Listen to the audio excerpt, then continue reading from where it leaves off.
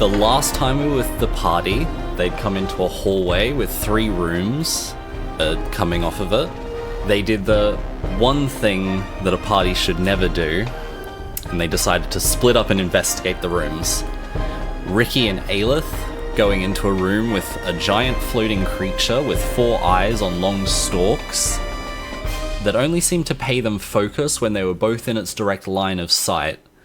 Its only request was that it wished to be entertained. The other half of the party took a different room where they found a huge floating humanoid head that dispensed notes. The notes were picked up by the spider inhabitants of the room and pushed into the faces of the adventurers with the hopes that they were instructed to read them, which they did.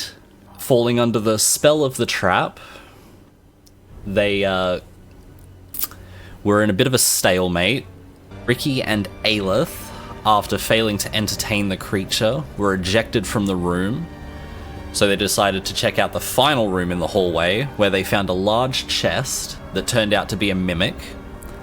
This was almost the end of our party, as Aelith was taken down, and Ricky narrowly managed to escape using every skill in his roguish set.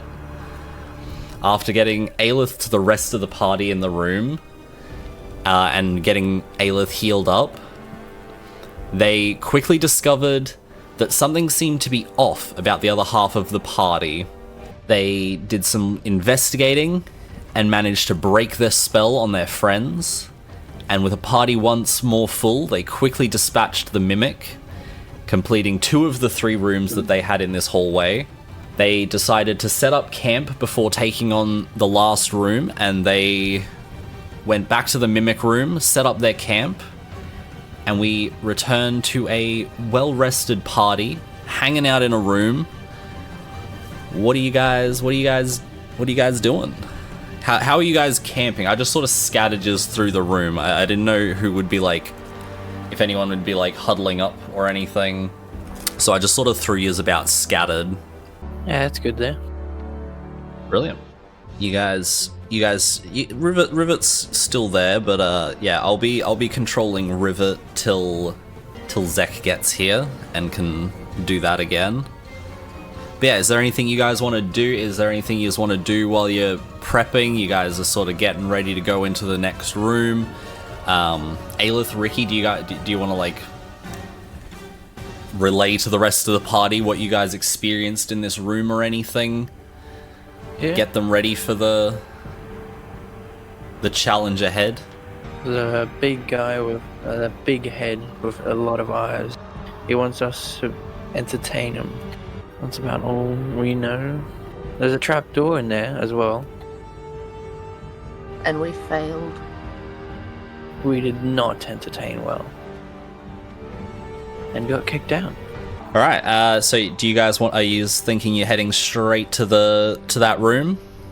No time to waste? Anything else that you guys are wanting to do before heading off there, or? Basically, you guys, the closest past this, once you've got this dealt with, yeah, you've got you notice there was something over in the far corner of the room. You're not quite sure that it's a trapdoor because it was a bit far from Aelith went and investigated it, I think. And it was like a stone trapdoor in the floor, I believe. But yeah, past that, you kind of have the 2 doors through the spider room, and those are your closest 2 doors. Yeah, so what are you guys wanting to do? Guess we'll head over to that room. Brilliant. Are we going to try different this time, though? Are we? We have Lucinda here. Chuck Lucinda in. Yeah, chuck him in all alone. See what happens. Run around a bit. Yeah. Anyone taking the lead? I think you guys decided last time that it was Aelith and Ricky wanted to sort of head in first. They knew the room a bit. Wonderful, awesome, brilliant. Who's opening the door? How you doing it? Open it. Oh. Open it together. Aelith goes to put their hand on the doorknob, and then Ricky just puts their hand over, and it's together. just a stoic nod, just like we do this as a team. It's a team effort to open this door. Tiny little bunny paw with like a massive dragon hand that just basically like the palm of your hand would cover like most of their small little like paw hand. As a team. And you open the door, and before you guys, you see the giant floating creature dangling eye stalks. The second that the door opens, all eyes are on you guys. Where he is going in the room, what he is, any particular positions that people are taking. Yes. Right? Okay, Lucinda, you go forward. Slowly, like, you take... part a little bit of space. Yeah. You going in, Lucinda? Rivet will go in. Rivet came in. Entertain him, please. You're entertaining looking, I guess. The two of yous that are in the room, Ricky, for you, very familiar feeling, pounding in your head. I wish to be entertained. Rivet also... You see Rivet like clutches their head as it was a bit of a surprise to them. You guys that are outside the room don't hear it yet. Like, you guys haven't heard the voice, so Lucinda, you kind of just saw Rivet sort of like grab their ears and sort of like flinch a little bit. But you wouldn't have heard anything unless you're going in the room. It was just a voice in my head. It seems to speak through our minds. Say it's dangerous. It knocked me out, so be careful. This thing didn't knock you out. This thing never caused you guys any immediate harm. Oh, is that the mimic?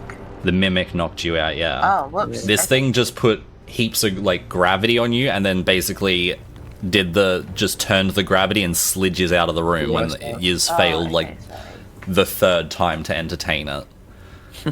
It just sort of like exit stage lefted you. Have any thoughts, Lucinda? How to entertain?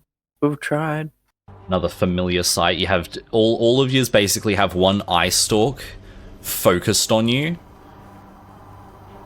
except the two out of the room. So it's like that Ricky and Rivet, you guys have an eye stalk focusing you. It does notice you guys out of the room. It like kind of turns a little bit and it's like looking towards you guys, but the eye stalks aren't like noticing you.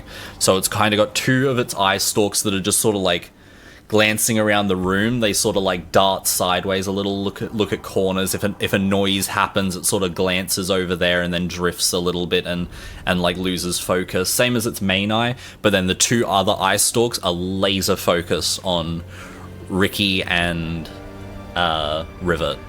Are you heading into the room, Aelith, or Well, now that I realize that this... Brilliant. Anywhere in particular you going? Just finishing the lineup or anything? Yeah. Awesome. Soon as you put your foot in the door, the pounding sound through your head. I wish to be entertained. That's canon. Its voice cracked. All part of the immersion. As the sound thunders through your head, and an eye stalk immediately laser focused on you, massive tongue and slobbering maw, just like gaping open. It's kind of like more focused on the main group now. But it's still like angled slightly towards the door. Sorry. Oh, I was just gonna say, last time I turned from a wolf into a Harangon, and he wasn't entertained, and we also made little tiny missile fireworks and lit Ricky's sort of on fire, so I don't really know what to try now. Yes. You get the sense that the more when you guys were doing it, like it's not that it wasn't entertained, but it was like wanting.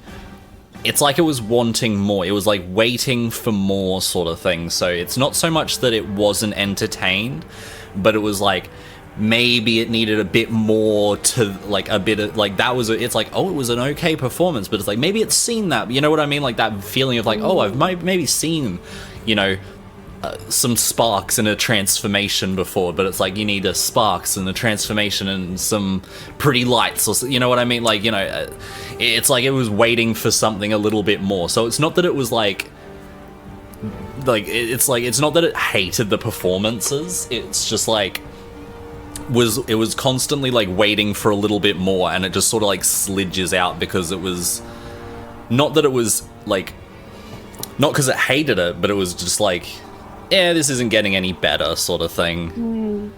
So it didn't like immediately become hostile. We could build a humanoid pyramid. We could do some cheerleading. Human pyramid. Do you have Druidcraft prepared as a cantrip? It'll be in your spells list if you do. Yeah, you're free to use that as much. Yeah, it's just a cantrip, so you can fire that off as much as you want, really. Walking in. Anywhere in particular you want to stand? Beside everyone? Awesome, finish the lineup. Nice, nice. The moment your foot falls onto the inside of the door, the voice thunders through your head. I wish to be entertained. And now that you guys are all here, there's an eye stalk on all of yous, laser focused. The main eye is staring at you guys, and the loose, slack jaw that it had, it was basically just the tongue flailing around underneath it, seems to peak up into a grin now that there's more people here and stuff, and it's looking excited.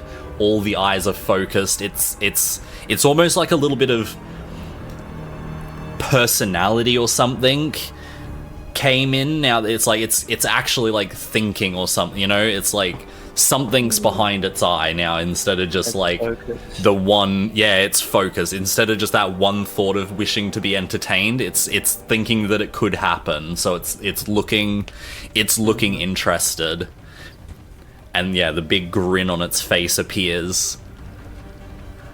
You seem happy. I wish to be entertained. The voice louder than every other time. I think you will be now. With a party like this, you will. All right, and you guys like Rivet's like, all right. So what's the plan, guys? What's the plan? What are we doing? In my boots with stage fright. you mentioned pyramid. Yeah, that's my plan B. We can do a humanoid pyramid. Plan B. What's plan A though? I don't have a plan A. Okay. We tried our plan A already. So plan B now? Lucinda, you got any ideas? Rivet says, "Oh, so what do you want the rest of us to do? Anything you want us to do?" Hold out our arm. Can do. It's for Aelith. The plan is currently, Lucinda wants to make a bit of smoke, turn into a bird, fly around the room, and then Rivet's gonna hold out their arm after a moment, and then Lucinda's gonna land on their arm. Anything you want to add to this plan, this performance, Aelith? Ricky, same as you. Anything you wanting to add to this? We'll continue on the cheerleading path, and maybe Ricky can hold me up in the air by my feet, like I'll stand on his hands, and then I'll hold my arm out and and Lucinda will land on my arm. And turn this bird into Lucinda. And bam, Lucinda's on her hands. On Alep's hands. That would be Wait, so fun. Aelith's going to be carrying Lucinda at the end of this? Yes. Yeah, I'm like, I feel like we'll That couple. might... Oh. Maybe if you were carrying Lucinda? But who's carrying me? Why Yeah, are I you can't- getting carried? Who can carry you? Who do you expect to carry you? Okay. Maybe we'll do this, and then Or both hands up on me. I have Aleph on one hand and Lucinda on the other. Okay. oh yeah, Rivet's like, what if I stand on your head and then Lucinda can land on my arm and you put out an arm and then Aelith can land on your arm and we'll have the pyramid idea and the birds. Ooh. That's good, that's good. Plan B and Plan C. Yeah. incredible. Two birds, one pyramid. You know the saying. I'm Yes. pretty sure that's it. Sounds about right. If that's not a saying, I'm making it up right now.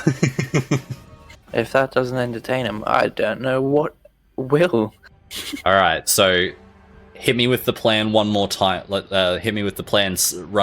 Hit me with the whole rundown, and let me know when you're actually doing it. Do you want to say it, Ricky? I think Guido might be saying it now. Currently, you guys are just in the planning phases, Yeah. So just being watched by this large aberration. I don't even creature. It's not even. It's just a Some- monstrosity. Absolute nightmare fuel. I'm guessing that Lucinda turns Rivet and herself into bird. Well, the only person that can turn into animals would be Aelith and Lucinda both can turn into birds. That would nom one of their wild shapes. Hmm. Yeah, I can do that if we need to. I'm just the guy that holds it all up. Hmm. That sounds right, I think. Sounds like a good plan to me. That sounds good. All right. Let's get this conga train going. Okay. Oh gosh. Go this. We're gonna go this way like this. So plans a go. Operation Two Birds and One Pyramid. Brilliant. Wonderful. Using your druid craft, how do you plan to do? How would it look to you? How's the flourish go? How's your magic look? What's this magic look like to you, Lucinda? You guys see Lucinda taking the front of the stage, raises up two hands, wafts them together in front of them as this purple smoke just envelops all in front of them and starts cascading down their body, and they vanish from sight for a second. And emerge using their beast shape as an owl appears out the front. Aelith, are you following straight in suit? Yep. Brilliant. Out of the top comes one bird. Aelith immediately turning as well, bursts into the smoke and punches out the top. Ricky is going to roll an athletics check to do a backflip onto Ricky's shoulders.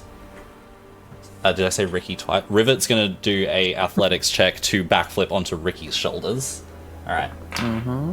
Nat 20. Fucking Yes! Nat 20. Double backflip. Not just a backflip, a double backflip. Yeah. Easily, with grace. Two backflips, arm outstretched to the side. Looks like a goddamn landing from a, the trapeze artist sort of thing. Just arm outstretched to the side. Ricky, you throwing your arm out to the side? Oh yeah. Brilliant.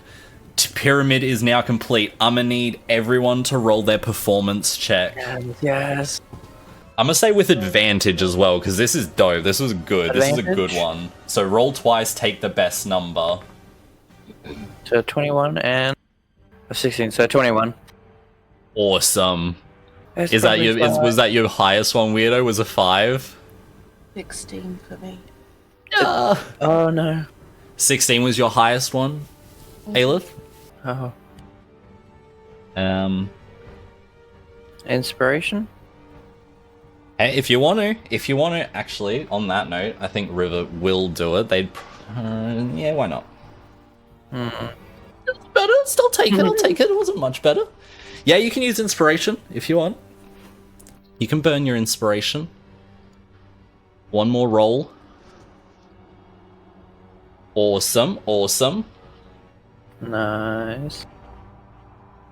Well, Ta-da. with 3 people succeeding, you see the entity before you. The grin gets bigger and bigger, and it begins to chuckle to itself. Ha ha ha ha! This is what I wanted to see. As the birds land onto the pyramid, are you guys going to turn back into people, or back into? Are you going to try? Or are you just going to stay as birds? So far, this is looking like it's worked. Anything else you guys are adding to this, though? We can whirl up together and do a little dance in the air. Little bird dance. Brilliant. Little bird dance goes up into the air. I'll need you guys both to roll me another performance check. Just you two. No advantage on this one. Oh no, Lucinda. It's still chuckling to itself. The other eye stalks were still watching, but the main eye has sort of closed to chuckle sort of thing. It didn't really notice the dance. The other eyes didn't really they watched, but they didn't really and it still just chuckles to itself. This is the entertainment I've been waiting for. Yes. So, I suppose you've earned your prize. Ooh, As you guys hear, as the stone trapdoor behind seems to shift, and you see a little plume of dust as it looks like might not have been opened for a while, and a little plume of dust, and it starts sliding back, and the entity ascends and just leaves the room. There was a large hole in the ceiling. No one really perception checked the room, and it just sort of rose up out of the. It's just like a pitch black hole that looks like it goes to nowhere, and it just sort of rises up into it, and you just lose it in the darkness. Bye.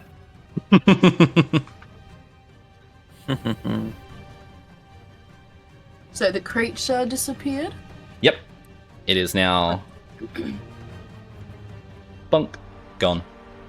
But the Just trap ascended door- up. It just ascended up, and the little stone hatch thing seems to have shifted, and you saw a little bit of dust fall, rise from it.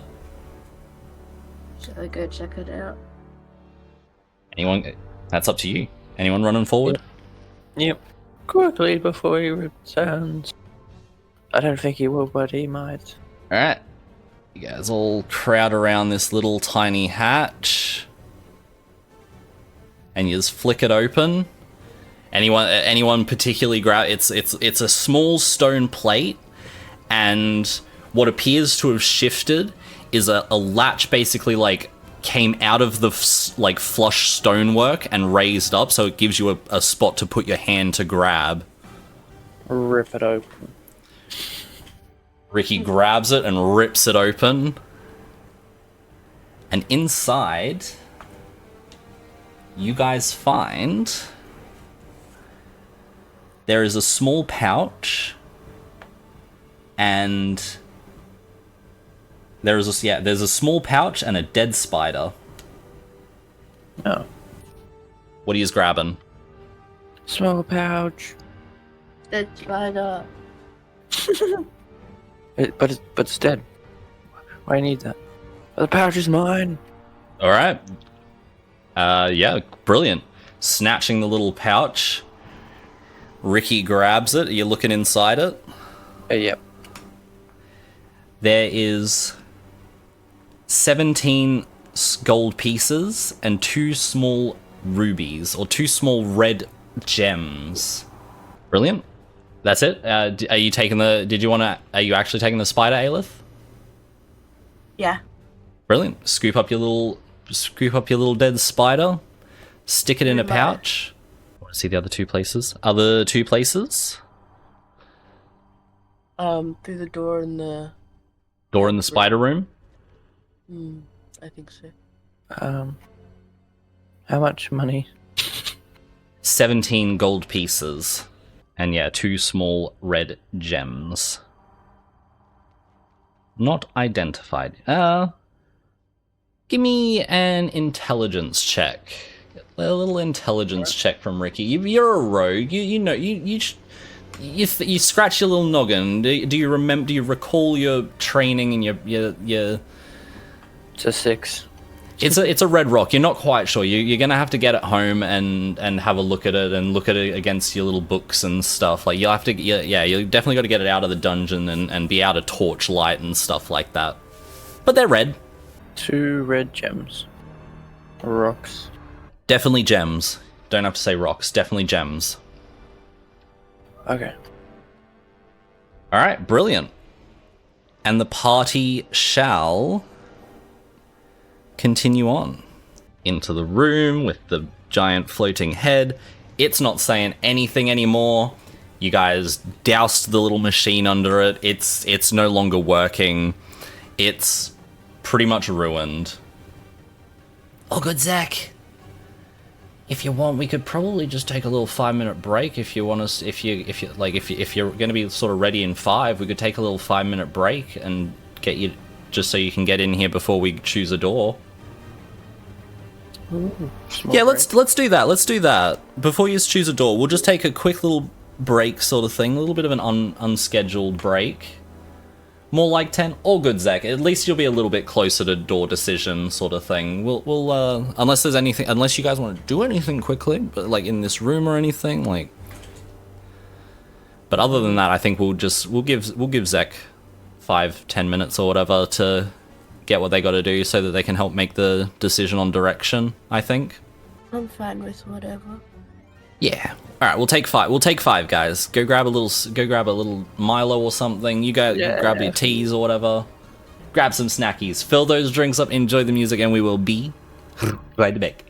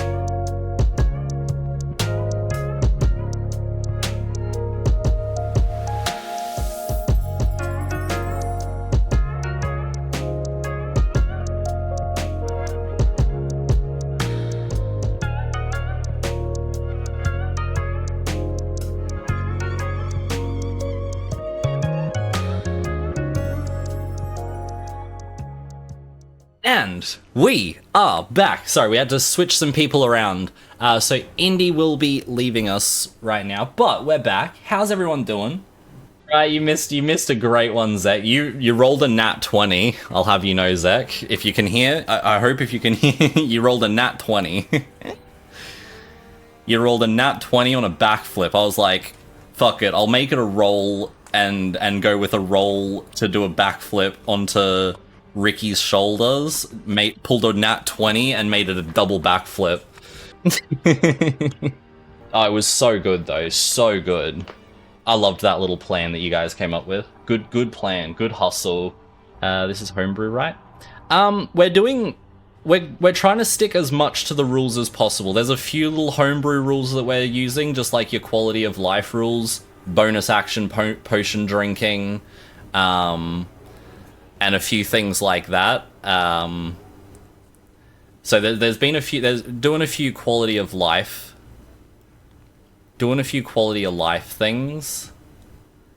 But for the most part, it's like it's a homebrew campaign mostly. I don't know. It's the big Rick energy, Rick and Morty dungeon. So it is a pre-written module that I have then changed to make it not Rick and Morty themed, because it was really Rick and Morty themed. It was, and I can't. You said it before, Guppy. You said it before. I'm not going to repeat your message, but you know what you said. You said the thing, and I was like, no. When they first entered the room, and I was like, yeah, that's what it was. That's what it was. That explains it. Yeah. It's fine. It's funny. I laughed. I got a great kick out of it because I knew. And I was like, yep.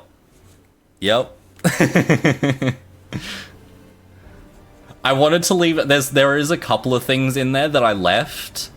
I left as close as I could without it being like, oh, that's the whatever, like, you know what I mean? Like, it's like, oh, that's the portal gun from Rick and Morty sort of thing. It's like, I tried to take anything that was like that out of it, but it's like, yeah, things like this one, yeah. There's been a few encounters that were Rick and Morty cutouts, and I just very lightly reflavored them so that if people caught it, they could be like, hang on a second. Isn't reading as sci-fi at all. Very yeah. That was the big hope. Like, they've already tried to D&Dify it, but it's more like every third room is just not D&D. It's like, oh, there's goblins in this room, and yo, there's a mimic in this room, and yo, this room has a laser pistol that flies around the room and shoots people. Like, it's like. And I'm like, all right, we're just not. It's like the flying laser pistol is going to become a flying book or something. You know what I mean? Like, I'm just changing it so that it's just not like so on the nose. Like, they literally just threw random ones in here. But yeah, so we're losing Indy but gained a Zek. So Zek, what you missed was incredible. So. The other room that you guys woke up after a camp in the mimic room, all rested and recovered. You guys then proceeded to the room with the giant, with the floating creature with the eye stalks. You guys got introduced to the giant floating head creature that wished to be entertained. In which you guys did an incredible job entertaining it with an amazing show of transforming and all the different things that you guys did, puffs of smoke. It was a great show, brilliant show. You rolled a nat 20 on doing a backflip onto Ricky's shoulders, and it was incredible, and I wasn't expecting it. I rolled a nat 20. Yeah, well... We rolled a nat 20. What my character did? Yeah, your character. Jeez. In doing a double backflip onto Ricky's shoulders. We're like best buddies now. Yeah, so you guys then got access to the treasure in the room, where Ricky found a small pouch that contained some red rocks, some red gems, and some money, and there was a dead spider in there, and Aelith yoinked it because creepy, I suppose. So you guys now moved to the room where the giant humanoid floating head were. You have two birds perched on each shoulder. What bird did... Gosh dang. An owl. Aelith, quick, in chat or something, anywhere, somewhere. What bird did you want to be? Something small, anything low CR, owl, a falcon. Oh wait, you guys technically can't turn into birds. If you read your wild shape, until a certain level, you can't have flying speed. It's like 8th level, but that's fine. You guys, we'll say you did the thing. Something happened, but technically you guys can't be birds. So not birds. What would you want to be? You just did the thing, but not birds. Okay, so kiwis. You guys turned into kiwis. There we go. What flightless bird do you want to be that managed to get flight? Well, it says beast that you've seen twice per short rest. At second level, max 1/4 CR, no flying or swimming speed is the verbatim rules. Guppy's like, let me, Ashley. Don't worry, Guppy, I got the rules. I got the rules. It says no flying. Penguins that tried really hard. They only fly that long and can't fly Alright, anymore. so yeah, flightless, yeah, right, it was a miracle. So you have a little penguin, a little like one of those tiny little penguins on one shoulder, Ricky, and what are you gonna be, Lucinda? Owl with broken wings, not sure. Ground owl. Owl with no wings. Right, be a baby emu, that would be cute. We'll just say Ricky gave you a little toss. It's like paper airplane. All right, so Google what a little baby. Yeah, there you go. Oh my god. Cute. I was gonna say Google what an emu is. All right. So, walking into this room, we come back to it. We've got Ricky with a little penguin on one shoulder. You got Rivet beside you, wingless owl on one side, penguin on the other. Rivet beside you. You guys are standing in the room with the giant floating head. The furnace has been extinguished. It is no longer making any noise. You guys can't see the spiders in here or anything. But there is 2 doorways in front of you. You have one that looks like it goes down on an angle. Not physically down into the earth, but like just directionally down. And then you have the other one that's right in front of you. Just getting any closer to the one in front of you, you do hear what sounds like kind of like just country music almost. Oh, country music. Let's not go there. My ears will bleed. But I want to go. I want to go there. I want to go. I want to go there. I want to go there. Can we go there? Rivet. It's just me, you, and I wanna 2 go. birds. We gone there. All right, I No, can't we went speak lost. common. Oh no. Who that? Can I just fly that way? Who what? Wait, no, I can't fly. Hop You're- down you're- and you're- hop across the floor. Right? So any door taking your guys' fancy. Ayla's basically going to take the back seat here, so you guys, anyway you guys decide. Ayla's, We can go to the country music. Yeah, country music door. wanna- country music. I want to hop off Ricky's shoulder, but like land face first and then start hobbling off. Oh. Little bird hopping away. Awesome. Anyone taking the lead on this? Well, Lucinda's hopping away. Hop, hop, hop, hop. Little. Oh, that's where your like your crumpled leg went. It went to your wings, and it just you had like crumpled no. wing. Oh no, no, your little wild shape. Oh yeah. That's where you're missing part of your leg when it's like the wild shape's like, oh, we got to pick somewhere, and it's like, hey, you can't fly, no wings. No. So you have two little bird legs, but the disfigurement that happened to your leg basically has is to your wings. Nubby wings. So you have little nubby wings, but you got your two working bird feet. But you're hopping off towards the door. You following Ricky? Yeah. Right, you got Aelith on your shoulders. You guys get to the door. As you approach the door, you do notice that above the door there is a large chain sign swinging above the door. Old style tavern looking. There seems to be a candle beside it, and it says Frankie Freem's Tavern. Oh. Are you heading in? Yeah. We could get a drink in here, guys.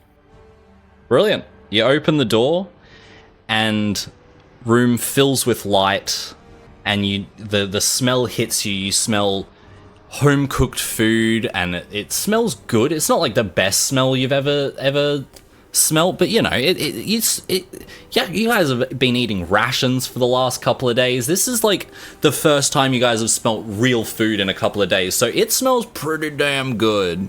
You do notice all of the patrons do seem to be like kind of almost cowering over their tables a little bit, but other than that, it sounds lively. The lights are bright.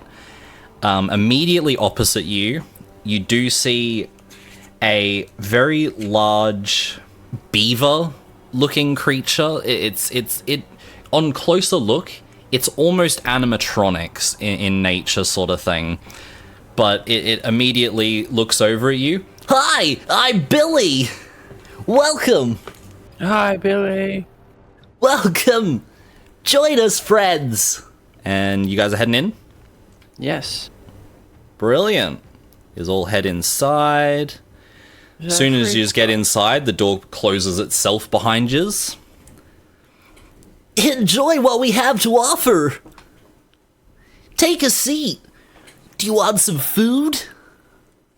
Oh, yes. Food, please. What do you have? We have all sorts of food. Sit down. One of the others will be there shortly. Did you just want to take a seat somewhere? Yeah, I guess I'll just find Oh, a yeah. table. Yep, brilliant. Free spot around here. Yeah, you just come down into here. Going past, you notice there's another animatronic on this corner of the room just here. Mm-hmm. It is a large anthropomorphic pig, and it seems to have like no pants. It's basically Winnie the Poohing. It's got like it's like no pants. It's like not like not got anything out or anything. It's not like but it's just like it's Winnie the Poohing. It's got just like a short shirt on sort of thing, and kind of like very animatronic from the legs down sort of thing. It's like some of the machinery's been stripped away and stuff as well. Hi, I'm Piggly. Hi, Piggly. He seems to have a very large clay jug, and sort of gestures it towards you guys. Do you guys want a drink? Well, a drink would be good. But we're gonna find a spot to sit first. Of course, I'll come over. Yeah, do you guys want to sit at this table with this person here? There's no free tables, but this one seems to have the most free spots. Yeah. Brilliant. Sure. Anyone particularly sitting anywhere? Are you just wanting to like sit away from I them? want to sit in the corner. Yeah. Awesome. He's sort of... We'll get you all around here somewhere. Still got Aleph. Want to Awesome. sit down and then turn back to a human. Human. Great, perfect. Humanoid. Turning that back thing. into your tabaxi form, or your fox-like form. Yeah, so you notice that the person opposite you seems to have... They're kind of wearing a hood on their head. You kind of... You notice... You know the hood sort of is very similar to the ones that you have seen others wearing in the dungeon. You do notice it as the dungeon cult robes, essentially. Like you notice the ooze. The people that were drinking the ooze were wearing all the same coat. Like it's been a bit of a common theme throughout. So but they are like looking down at them, like they have a meal in front of them, they haven't touched it, and they're just looking like soullessly into their food. Piggly comes over. Piggly comes over. Now, how about that drink? There's cups there's cups in the middle of the table. They all look pretty clean and everything. Oh, yes, please. What drinks? I'll take one. Yeah, what you got around here? We have the finest juice. Just juice? Just juice. That's all? That's all we got. Oh. Sure. Pours you all a glass and. You don't got any milk? That'd be great. Sorry, ma'am, no milk. What are they gonna milk in the dungeon? A dragon. Oh no. They get it from goats. Goats belong in a dungeon. Everyone having a drink though? Yep. Sure. Brilliant. Grab a glass you grab a cup from the middle. Aelith is also going to revert shape and sort of bonk across the table. They are also going to take a drink, since they've seen other people doing it. Yeah, brilliant. So they sort of pour you a drink. It's not very juice colored. It's very clear and oddly shimmering. Like, you know what I mean? Like it's almost like there's a tiny film of oil across the top of water. It's like that rainbowy effect, but it's through the whole drink. The whole drink has it. It's not like there's something on the surface. It does look like the whole drink is mostly clear, except for those like shimmery lights through it a little bit. Yeah, kind of holographic, but not as intense. Will I be able to see if it's the same drink as the last thing I drank? From the barrels. Oh yeah. It is very different than the stuff in the barrels. That stuff was like a thick, ichor like ooze. It was like a goo. It was like slightly viscous slime. Okay. This is very much watery in drinkable. Viscous, but except for it's just got like that very, very light holographic shimmer through the whole drink. Aelith's gonna take a drink of theirs, and yeah, brilliant. What's your favorite fruit? Orange. That's what it tastes like. Yeah. For Aelith, it tastes like, I'm gonna say strawberries. There's probably a different fruit, but I'm going with strawberries. A drink, too. Yep, brilliant. You drinking it as well?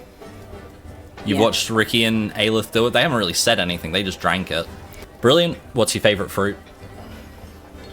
I mean, my favorite juice is apple juice. Nope. Favorite fruit. Aww. Strawberries. Tastes like strawberry juice. Super refreshing. Lucinda, you taking yours? You drinking? No, I'm gonna wait till the others say something. Yeah, great. You got no effect. No effect. You guys just had a great drink. Very refreshing. Oh, that's a little some bit good cool. stuff. You could ask It's for not another. I poison. mean, they've still Piggly's still standing there with the jug. It's not poison, right? No, it's orange. Orange. Orange? I had strawberry. Well, it's true, but it's orange. Okay, I got I'll strawberry. chug mine down. What? Brilliant. What's your Strawberry. favorite fruit? I don't know if I can pick. It's strawberry fruit juice. I'll just go with watermelon for now. Brilliant. Amazing glass of watermelon juice. Ooh. This tastes nothing like oranges or strawberries. You're both wrong. But it's orange. Aelith just raises their glass for another. Sure, here's another. Pause. Anyone else lifting up for another one? Ooh. I'll take Yeah, yeah. another. Pours around and sort of just like pouring the round, like sloshes a little bit onto the table and stuff like that. You notice the patron flinches a little bit. You made a mess. Oh. Awesome. Aelith drinks their second one. Goes for a third. You notice that they put the rest of the third one in a water skin and they like save it. I'll put Yeah, this one on they basically they fill up their canteen full of this juice. Because theirs was empty, right? Because they used Yeah, the they water used on they the used a lot of fire. it to douse that the machine in that room. Yeah. I'm gonna finish the second one and then not get another one.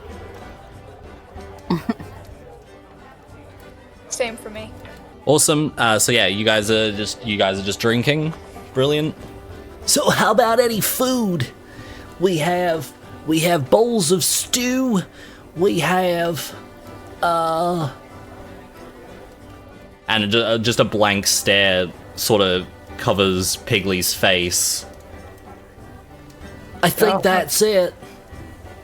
Oh. I was gonna say I was gonna have the second option, but bowl of soup? Sure. Anybody else? Aelith puts their hand up for a bowl of soup. I'll take a bowl. Brilliant. Sure, I guess. Wonderful. Everyone's getting a bowl of soup. You see Piggly walks back over to their corner and sort of just gestures to the other animatronic. Ooh, sorry, you guys can't see them. Whoopsie. Oh. They were a little cut off.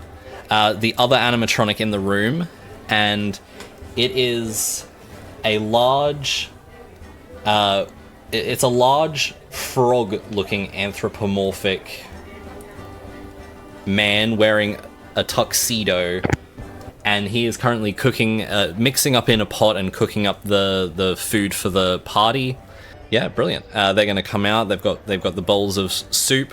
Slides all a bowl of soup. Enjoy. And they walk back to their place. You guys just gonna start eating? Sure. Yes. No. No. Awesome. I will. Suspicious of everything. Yes, Fair. Ricky It's starts food. eating. Which I mean is, yeah, honestly fair. Ricky, what is your favorite meat or vegetable if you're like vegetarian? Ooh. Like a pork. Pork? Yeah. It does not taste like pork in this bowl, Oh. but it tastes good. Who's next? Who's eating next? I will. Brilliant. Nice big spoonful of the soup. What's your favorite meat? Beef. It does not taste like beef. Aelith's gonna take a Probably bite. dragon or something. You notice they start eating it. They take one spoonful. They do the whole like click their tongue, like trying to work out what it is. Not sure, but they keep eating it because it's yum. Doesn't taste bad or anything. Doesn't taste like there's anything wrong with it. Can I yell around? What's in this soup? It's pretty good. That, my friend, would be grade A. Grade A. And a blank stare just Grade A. covers their face as they say it, and nothing for a few seconds. I hope you enjoyed the soup. Thanks. He's a strange one, isn't he, guys? Yeah. That's worrying, right? Yeah, a little. Like, if he doesn't know what's in it, like, what's in it? Are you It's eating? good. Are you eating your? Wow. Are you eating your soup, Lucinda? No, I don't think so. It's not bad. Lucinda passes on the soup. I'm not risking being a cannibal. Never know. All right. Mhm. Anything else you guys are doing here while you're any? The person across the table asking, how are you? How are you doing? Are you alright? They the moment you sort of ask them anything, like address them directly, they flinch a little. I've been here for a few weeks and I can't leave. Why is that? What's happened? Roll me either let's go like persuasion or intimidate. Like obviously your choice. Like I'd probably say more so persuasion. Like you're just talking sort of thing. Like but Yeah. they are a bit like they're seeming a little jumpy and reserved. Persuasion, okay. Nat 20. So 23. Let's go. On the nat 20, brilliant. You sort of like reach across the table, put your large claw on their arm and like, you know, give them a nice like affirming grasp sort of thing, and you're like, it's okay, friend. What's been happening? And they tell you some cool information. They said they go, it's really getting to me. I don't know how much longer I can be here. But we can't leave, and we can't die. Every 12 hours, the lights cut out. They'll announce it. It'll begin. Oh God. You can't die? What do you mean? Every time we die, we just come back. I don't know how many more times I can take this before my mind gives out. When did this all start happening? It's been like this as long as I can remember. I came in here through the door thinking it would be thinking it would be a nice pub, but it wasn't. It's not. And they just sort of, at that point they start shutting down a little bit again, and they sort of cross their arms up, and you can hear them shaking in their voice a little bit as they sort of reserve themselves a little bit again. Well, we'll try our best to help. See what we can do about this situation we're in. Pass that information to them. They probably heard it. I think they will. Anybody else doing anything? I think I missed the end of what you said, Bob. We'll help with this situation. Yeah. Can I try to leave through the door farther up? Yeah, absolutely. You sort of squeeze past Indy, hobble your way over on your leg, get to the door, you grab the handle, and it doesn't budge at all.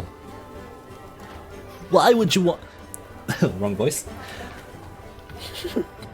Why would... Oh my god.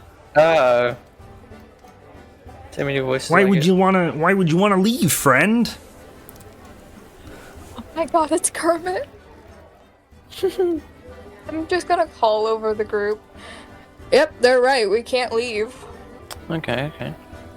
What about this death thing? You wanna test that too? Or what? I mean, can I? Can you? I don't know, you do you. You guys are in this... You guys are all here. You guys are deciding what to do at this point. Nothing's really happening. Tavern life is just going on. This would be awkward if it doesn't kill you. But should I stab you? Try and kill you?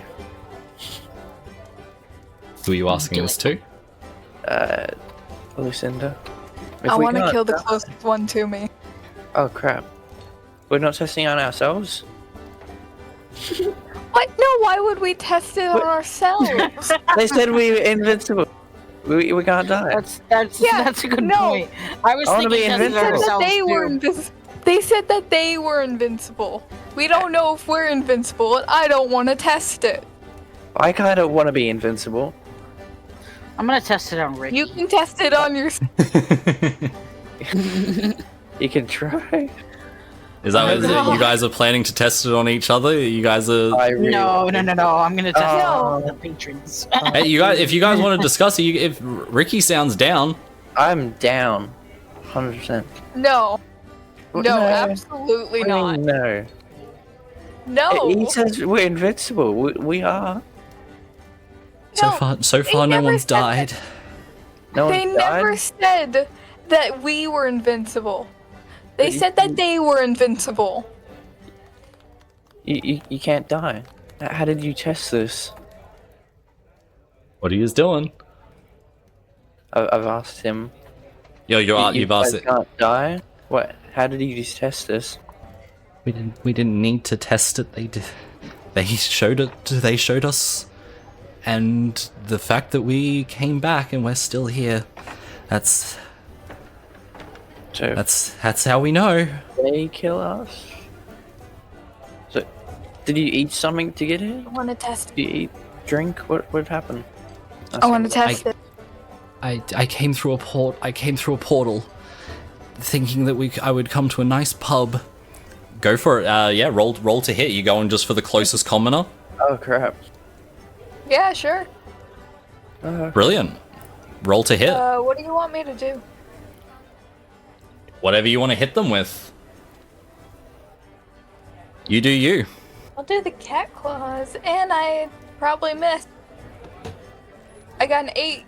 Yeah, an 8 does miss. They're just sort of sitting there, and a moment of hesitation crosses your brain, and you just for a moment, just a fraction of a second, you're like, wait.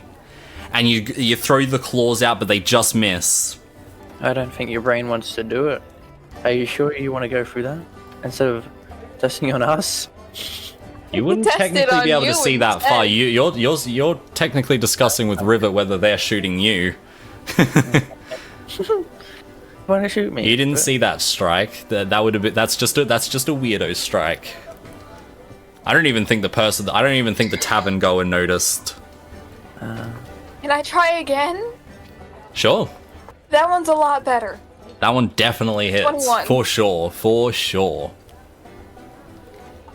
Okay, damage. Damage would be a 7. Ooh. As you bring your claws down into the back of the neck of this other tavern goer, you hear them scream out in pain.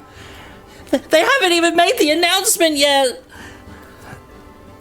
As they look up to see you holding their neck, sort of thing.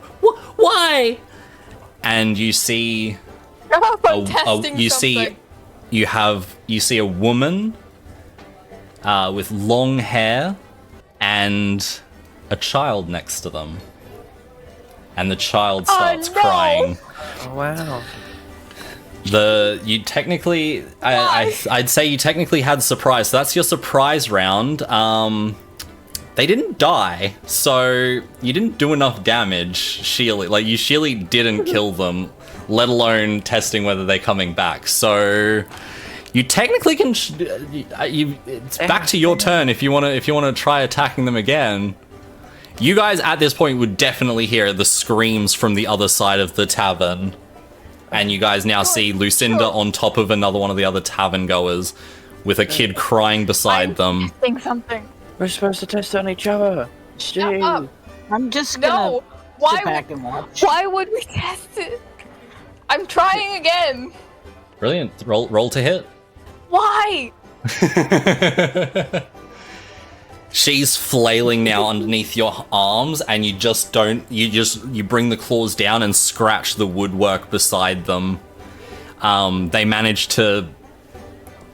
I'd say they're kind of pinned, so they're gonna roll a strength check to push you off, which they are definitely gonna. You can oppose if you really want. If you want to oppose and try to keep them pinned, roll a strength. Roll a strength check to see if theirs beats yours. Nope, definitely not. I got it. they got a 17 plus 2, so.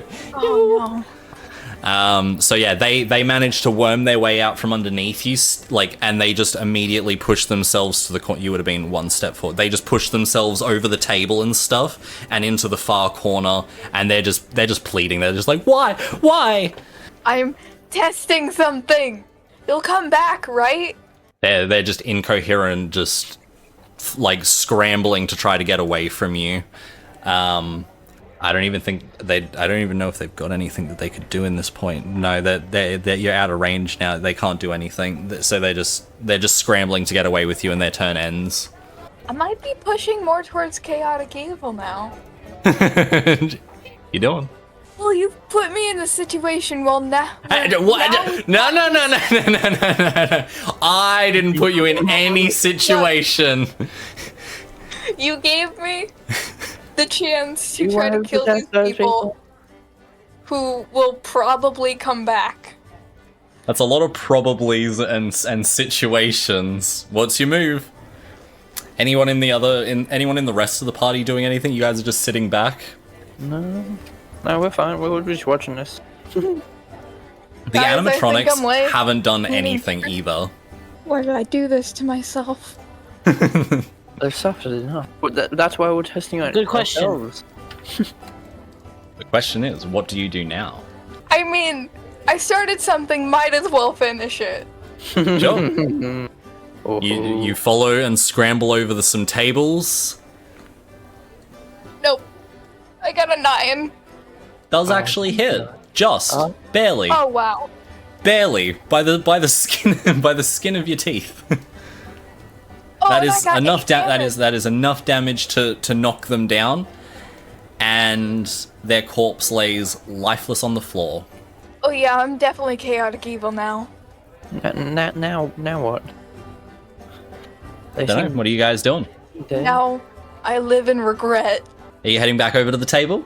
Yeah, I'm gonna head back over, sit down, and just lay my head down. Wipe the blood off your hands? Sure. Go for it. it. Brilliant. Basically, as soon as you're sitting down, enough time has gone past, and you hear from the corner of the room the large anthropomorphic pig, and you hear, Well, it's time, guys. It's time for the Slaughterfest. and all the lights I cut, could have just waited.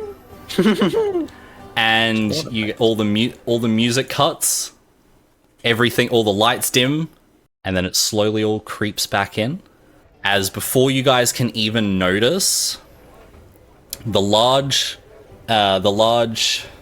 anthropomorphic pig runs straight up to you, Lucinda, and hits you with. This is all basically a surprise round for them, so they are all getting basically 2 turns on this because you just didn't ask enough people to get the full layout for like how this works. Yeah. So, enjoy. Oh crap. I did a dumb thing. Yeah. Alright, so that is going to be a hit for sure on a 19. So you take immediately 18 points of damage from the surprise attack. What the? The other creature runs straight up to Aelith, also with its surprise attack. Is going to okay, this one. He raises up a large banjo from behind his back and swings it down. Yo, is that a banjo dog? That is also a 21. Definitely hits Aelith. This is Oh, 10 damage. That is immediately 10 damage to Aelith, dropping them down to very low health. That's so they got 6 health. The other creature runs up to Ricky. Oh crap. This is all on just their surprise round. Oh. So you guys don't have any reaction to this. That's going to be an 18. Does a 24 beat your armor class? I think it does. Yeah. Wow. That's Well, a 10, and then... This is insane rolls, Prophet. These are all crits. These are all crits. These are all surprise crits. This is not just good rolls. These are just crits, and they have like +5s to hits, so they're not rolling fantastic, but yeah. So that's going to be 13 damage to you immediately as 13 damage. Immediately as he brings his massive webby hand in a massive fist and just hits the side of your face. 13 on me. Yep. Oh, holy crap. Awesome. So I think that's okay, and then they're gonna get their now like official round of combat. So they all, I mean, technically you guys can, if you want, you can roll initiative, but I think you're. Oh no, you're okay, weirdo. I don't think you're down just yet. No, are you? No, yeah, you're not down yet. No, wait. I think 2 people should be down. I'm pretty sure. Yeah. Oh yeah. I'm 18 down. Yeah. So 2 people already down. Yeah. So Rivet and Aelith can both roll initiative. Aelith rolled a 1. Aelith's going last. I mean, Prophet rolled a 1. yeah. Indy rolled the 1, yep. This was mentioned earlier from Gubby. Did you want to jump into initiative, Rivet? Did you want to roll initiative? See if you beat these guys on their initiative? I will let you know that they got an 18 and a 20 on their initiative, so they're probably going first.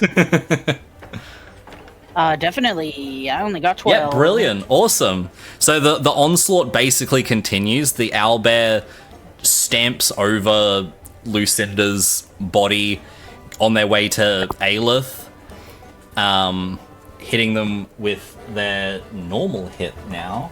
That's a 16. That does still hit. I think that literally just hits. Yeah, 16 armor class just hits. Oh my god. 8 damage, taking Aelith out of the fight. The other 2 are basically going to push straight to Ricky, not Ricky, Rivet, climbing over your body, essentially.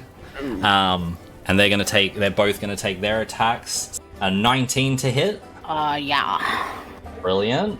That's 9 damage from the massive webby hand that comes down. And then That's Mr. half my Banjo. health. Then Mr. Banjo's going to take his swing. Does an 11 hit? No. Oh, brilliant. Nice.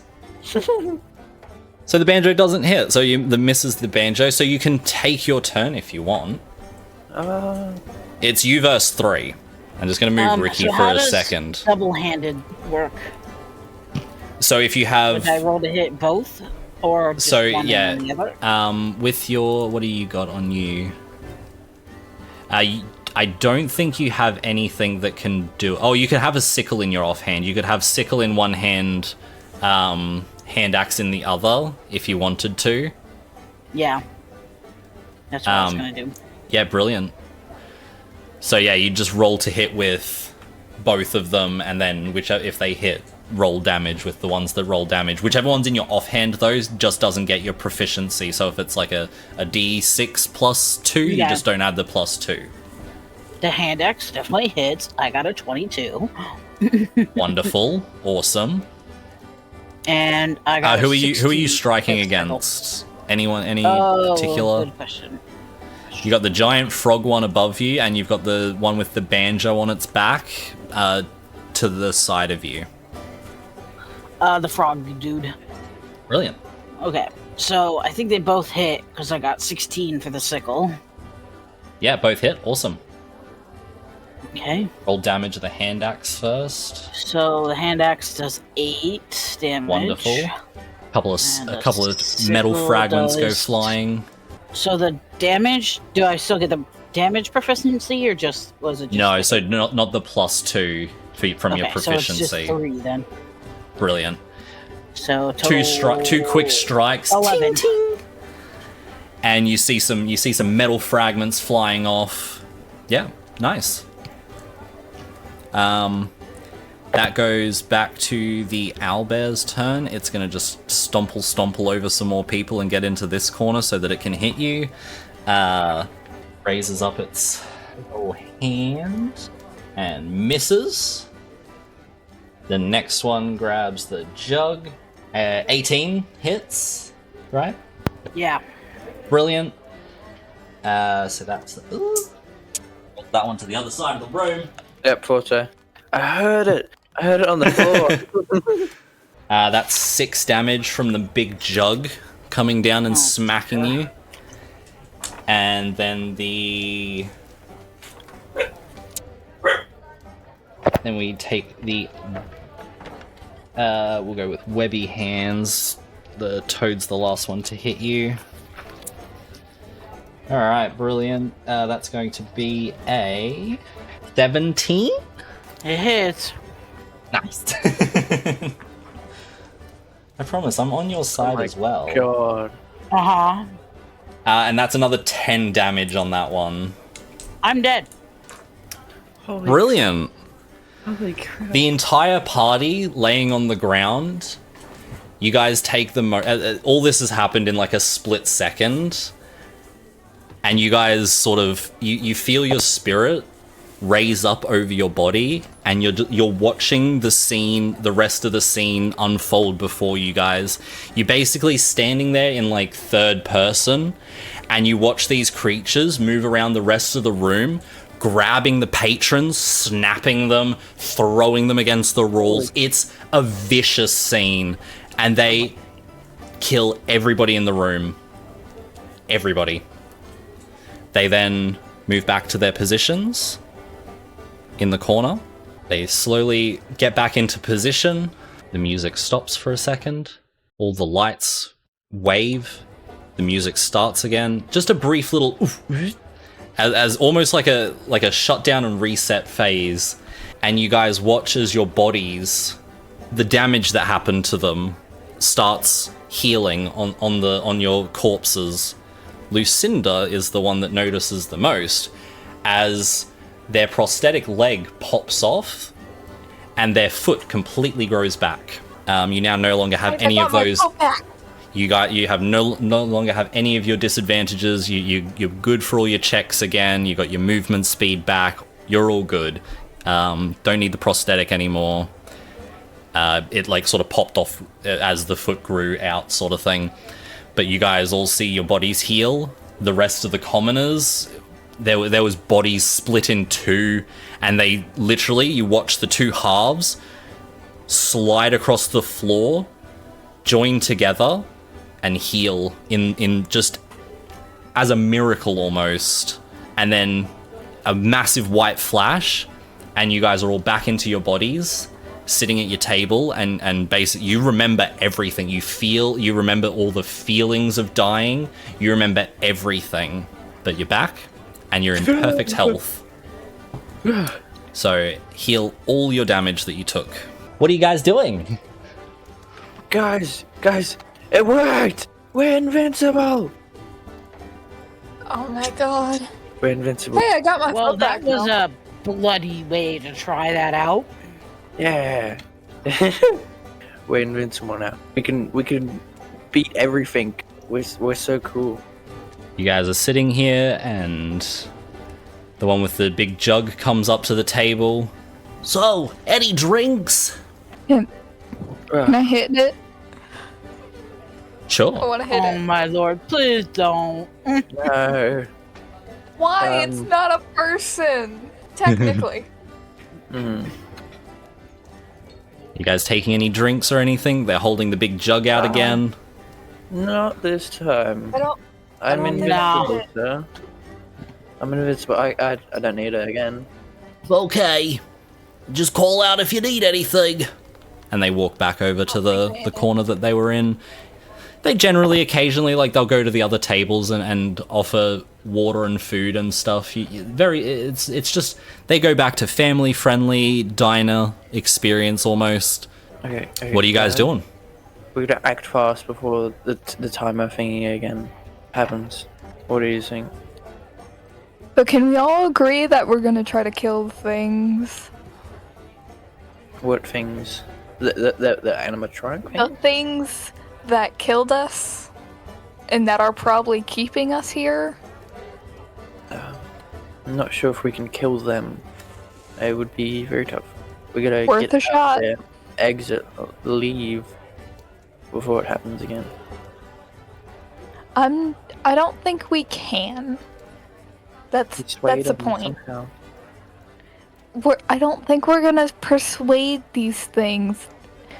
I don't think they have a brain to persuade. Can we persuade the others to help? The people at the tables? That might be a Except good they- idea. I mean- Aelith sort of chimes in. That could be a good idea.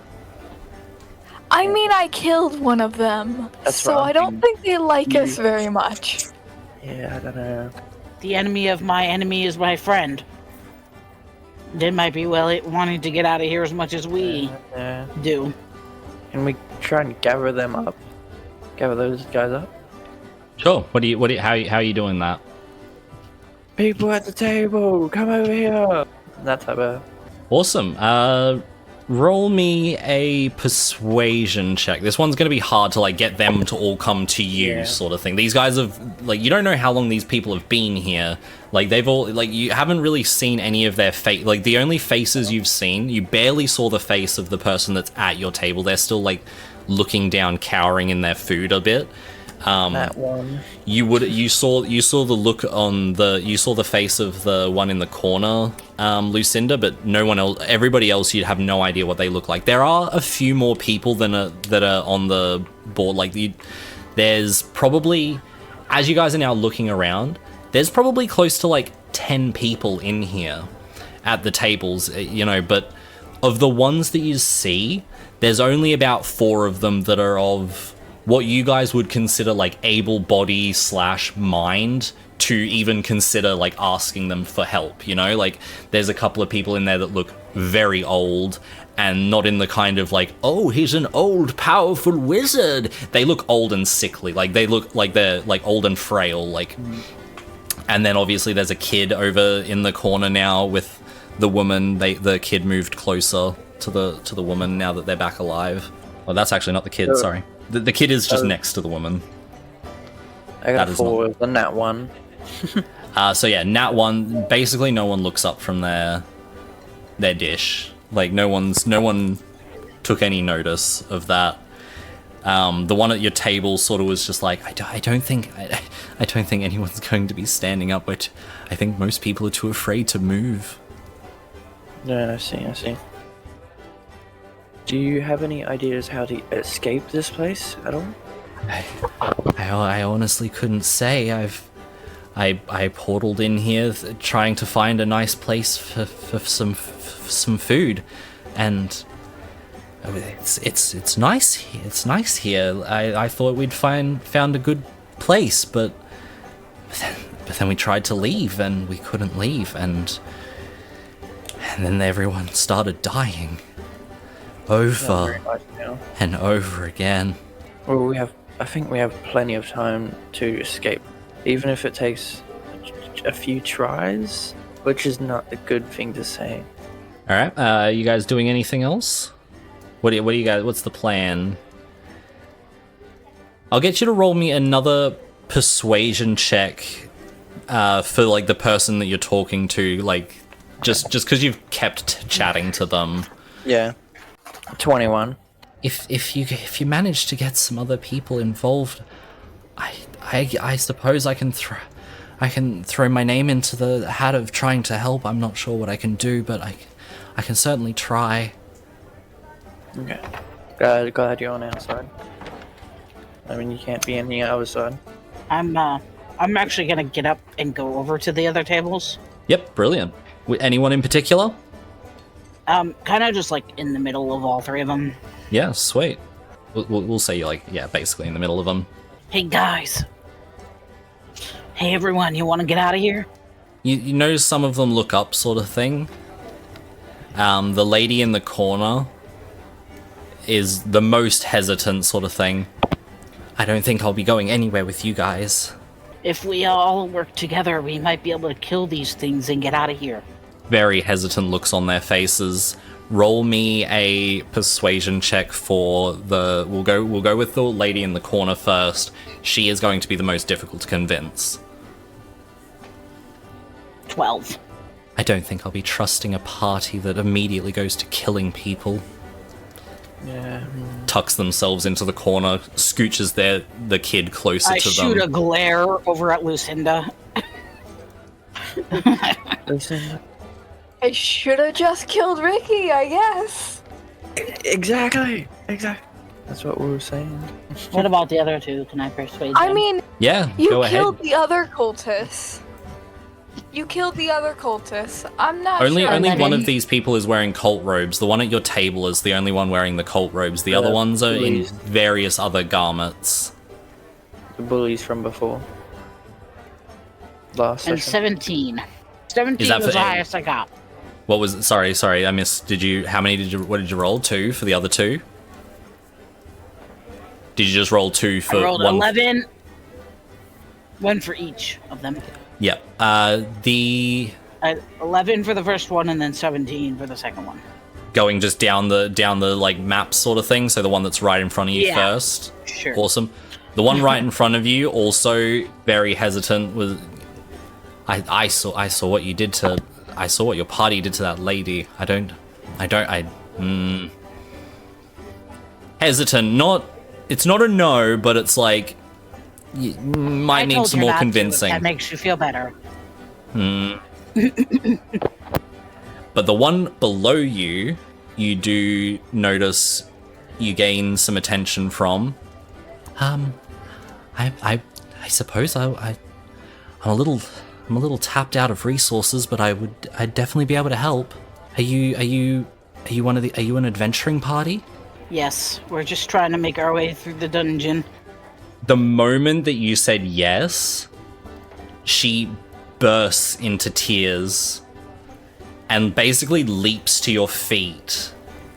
I thought it was another trick. Oh my god, I didn't know how much longer I would have to survive in this horrid place. Oh my god. Thank you so much, please. Oh, I will help in any way that I can. I was part of the last adventuring party in here. You don't want to be trapped in a dungeon when it resets. Please let me tell you that. I didn't think I'd survive. I've used basically every spell I've got to get myself healed again, but oh my lord. I didn't know you were real. I thought it might have been another trap by the dungeon. We'll help you get out of here. Hysterics this lady is in. You see, and beneath the hood you see like long red hair, scars all across one side of her face that it basically looks like is it Scarface from Batman? The guy that's like literally got like half of his face is like completely all burnt and everything. It looks like that. It's hard to look at one side. Like it looks like something has clawed half of their face off. It is a horrific sight. Two-Face, that's it, yeah. Bob got it, yeah, his name is Two-Face. I said it instantly. Yes, Two-Face. Brilliant. But, yeah. You have the... Can I try to convince at least the other one again? Yeah, go for it. Yeah, go for it. What are you going to say to them to try to convince them? And, come on, I got her to help. If you can help too, that'll make our chances better. Mm-hmm. All right, I suppose you're right. Okay, you can count on me too. Can I try the other lady one more time? Sure, it's gonna be difficult. Yeah, I know. If I can get a really good roll, maybe. Dirty 20. That is the DC that was required. No. What are you saying to her? Like how are you convincing her? Don't you want to get out of here? If we all work together, we might just be able to do it. I notice you have got the other people involved. That does bring our odds for success up significantly. I feared leaving the little one behind. Okay. We'll take all of you. But I don't trust your party members. I'm doing this to escape. I'm not doing this for you guys. That is perfectly fine. As they basically stare daggers across the room to Lucinda, holding their child close. The child close. You don't know if it's theirs. I'll go back over to the table and tell the party members that I got those 3 Wonderful. involved. As you're telling these guys that you got everybody else involved, we're gonna take a break right here. We're gonna grab some snackies, do the things, all the stuff. Y'all can take a breath before you guys decide on the plans. You start strategizing now if you want. I'm Right? loving this room. Start thinking about what you want to do. We are going to take a break here, and we will be right back.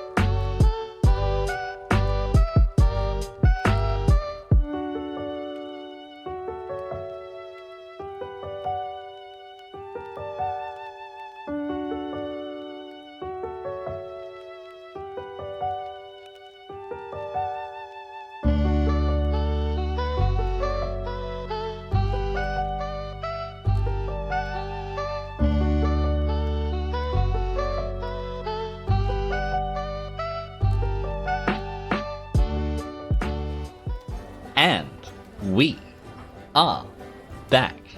Let's get back into this one, shall we? You guys have gotten all the tavern, all the people that you believe are of able body, have decided to help you on this thing that they followed you over. This one a bit more reserved than the others.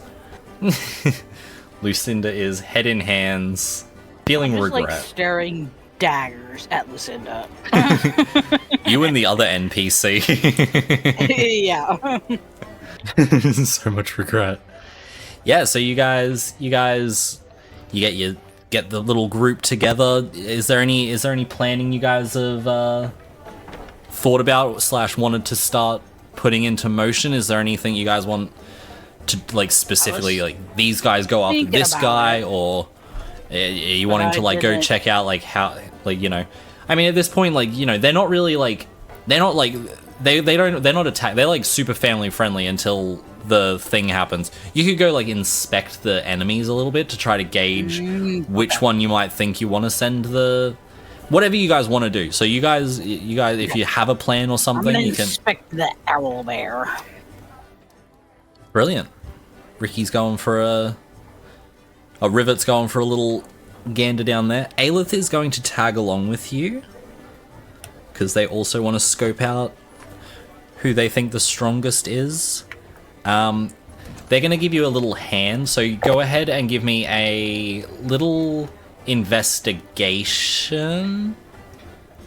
Yeah, give me a little investigation with advantage, because, yeah, we'll have Aelith helping you just sort of poke and prod through the gears and stuff. Hey, what are you guys doing down there? 15. Yeah, you guys are sort of just poking through the like inner workings of this thing while it's sort of just standing there. It doesn't really care. It's just sort of, it doesn't care, but it's just like, Hey, what are you guys doing down there? Those are my inner workings.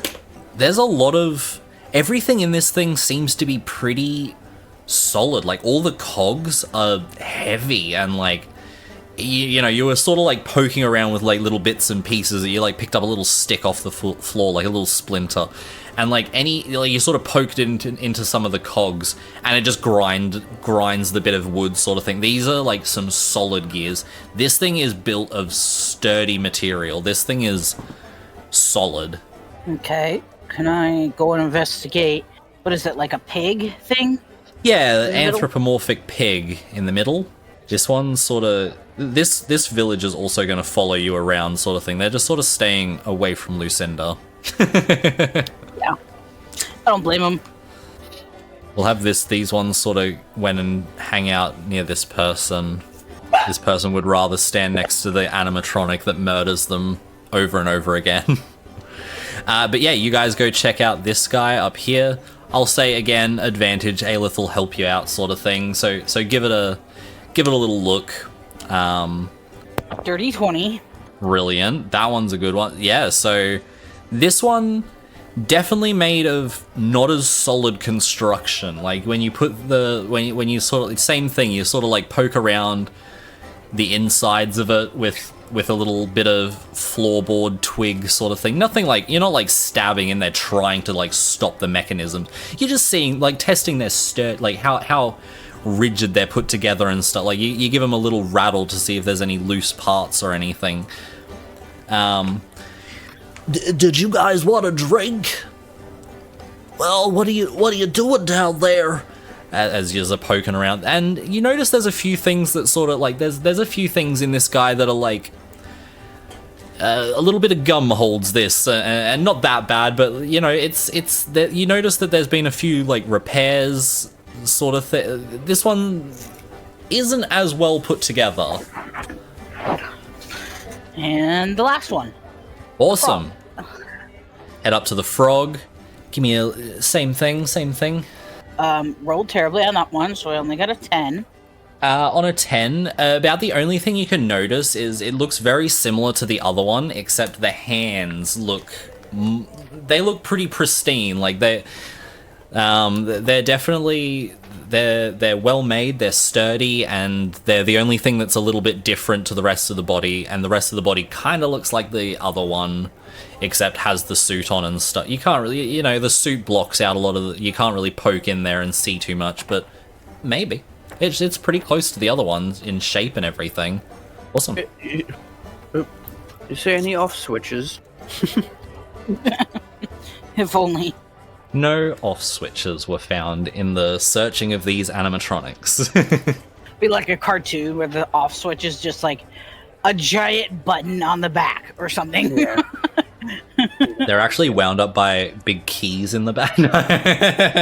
For some reason, the patrons keep winding them up. No switches or anything. Okay. But yeah, you do sort of pass on that the owlbear, definitely the one that's down the bottom, the big giant Aldor. beaver. It looks like a beaver. Oh. I was like, what did he look like again? His name's Billy the Beaver. So yeah, the giant beaver definitely looks the most sturdy in construction. You don't know whether that necessarily means it's like the strongest attacking, but you definitely notice that it's the most like well-made, sturdy, thickest metal, all those things. So it's like you're pretty sure it's going to be tough in the regards of it going to take a lot of hits. Okay. So I'll have you guys sort again, of come back over here. You guys should back over with the party. probably a bit. have the strongest members on the beaver. So there's 8 of us. So What's the plan? any ideas? Anybody other than me? Mess with their mechanics somehow. Aelith would chime in here. I don't think we're gonna do much in the way of disrupting them. I do think that we're gonna have to take them out. It's either gonna be numbers or power to take them down, sort of thing. We're either gonna have to flood them with numbers or take them out with sheer strength. But I'm down for whatever you guys decide. Yeah. So if everyone is on the bear owl, Billy, Not everybody. if everyone is, we could take No. them out all together. I'm thinking if we put 4 of us on the beaver, maybe 2 party members and 2 of the patrons, then we can put 2 each on the other 2. If we finish fighting our creature as well, we can always back up the people on the owlbear or the other creature. Yeah. So if we do 2 party members and 2 patrons on the owlbear, then we can do 1 party member and 1 patron on the other 2. Yeah. Sounds good to We me. just have to figure out who goes where.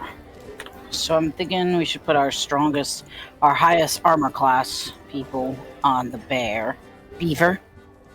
And get hit the most. So that would be me and Eilith. You and Aleph, yeah. And then just 2 of the random patrons. While you're discussing this, a familiar sight, a familiar scene starts unfolding. You see Billy in the corner turns around a little bit. Hey, well, I think it's almost time. And all the lights flash out. Oh no. Okay, everybody, where are just you- pick a thing! Let's go! Who's going where? You guys have a fraction of a second to decide where you guys are I'm over going the and who you're bear. fighting. Beaver. Are you guys yelling anything at the commoners? 2 on Albert, Billy. 2 commoners on Billy. 2 to the beaver, 1 each to the other 2. I'll take Brilliant. Frog. Brilliant. The lights come back on. You guys don't... There's no surprise round this time, because you guys have a plan. So you're going to the frog. You have this person. The person here... we'll swap this around. So this person runs up to help you. Who's going down for the bear? I'm going And so Aelith's going to go here, and that means Lucinda is also going to help out down here. That's how we're planning? That's the plan? Lights come back on. Sure. Music kicks off again. Hey, welcome to the Slaughterfest, guys! As the owlbear takes its step forward. Can I quickly attack before he does anything? Oh, before stepping forward? We'll say, actually, yeah, before then we'll roll initiative. We'll get everyone in position. We'll get everyone sort of started darting when the lights went out. It flicked back on. They got their words out of, introducing the Slaughterfest. Brilliant. Everyone roll initiative. 19. I need... Oh. 16. Oh no. Oh, crap. No. 16 here. 2 Yeah, for so- Lucinda. 2, what did you get, Ricky? 16, I think it said. 16, yeah. Rivet? 19. 21, damn. Getting to the punch. The commoner mage got a roll of pathetic. 2. The cultist got a 4. Yuck. Then we have 1 and 4. Ugh. God, there's a lot of people in this fight. Sorry, gotta get everybody on the initiative tracker. Billy. Oof, okay. Billy's not going fast. This is now where they all roll terribly. Yay! Yay. Not all of them. Please. Brilliant. Okay. If this doesn't work, we'll try that next. So, starting out, top of the round, Aelith. They're fighting their little orc creature here. They are immediately going to cast... they're going to cast Shalila immediately on their staff. They're going for this guy. They miss. So first sweep with the Shalila goes a little bit too high, and they happen to miss Piggy. Little Pigly. Hey, better luck next time. As he dodges out of the way. That moves us to Rivet. I'm gonna do the double-handed attack again. 21 to hit on the hand axe. And wow, the sickle misses. Brilliant. Okay, so... You said you wanted before you... so it's not in range yet. Are you taking the step forward to it to attack then? I thought you wanted range so that you could try to shoot it first. Yeah, you're right. Never mind. I'm gonna shoot it. Alright, so... Still got your weapons to the side. Instead, you pick up your crossbow. That's why I just thought I'd say it, just because I was like, I'm pretty sure you sort of stopped me moving the dude, and I was figuring that's because you wanted range. Bob's got a bit of a sore tummy, so we're just going to take 5 and see how we feel. We will grab our snackies, fill those drinks up, enjoy the music, and for once it's not my tummy. Crazy. But yes, we will be right back.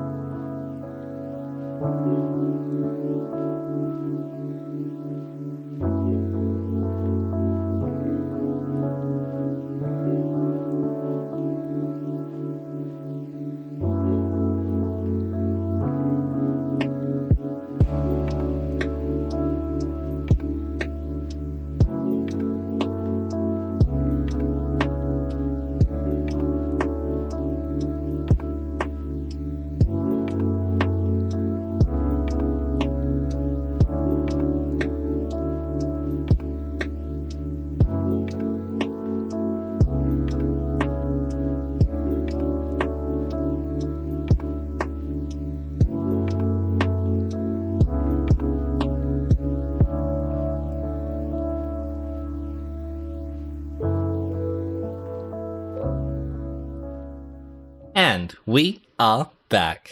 So, we left off. Rivet had just let a bolt fly from their crossbow, and it hit. It was a 15 to hit, and it did definitely hit. Do you want to roll that first damage on that first attack? 6.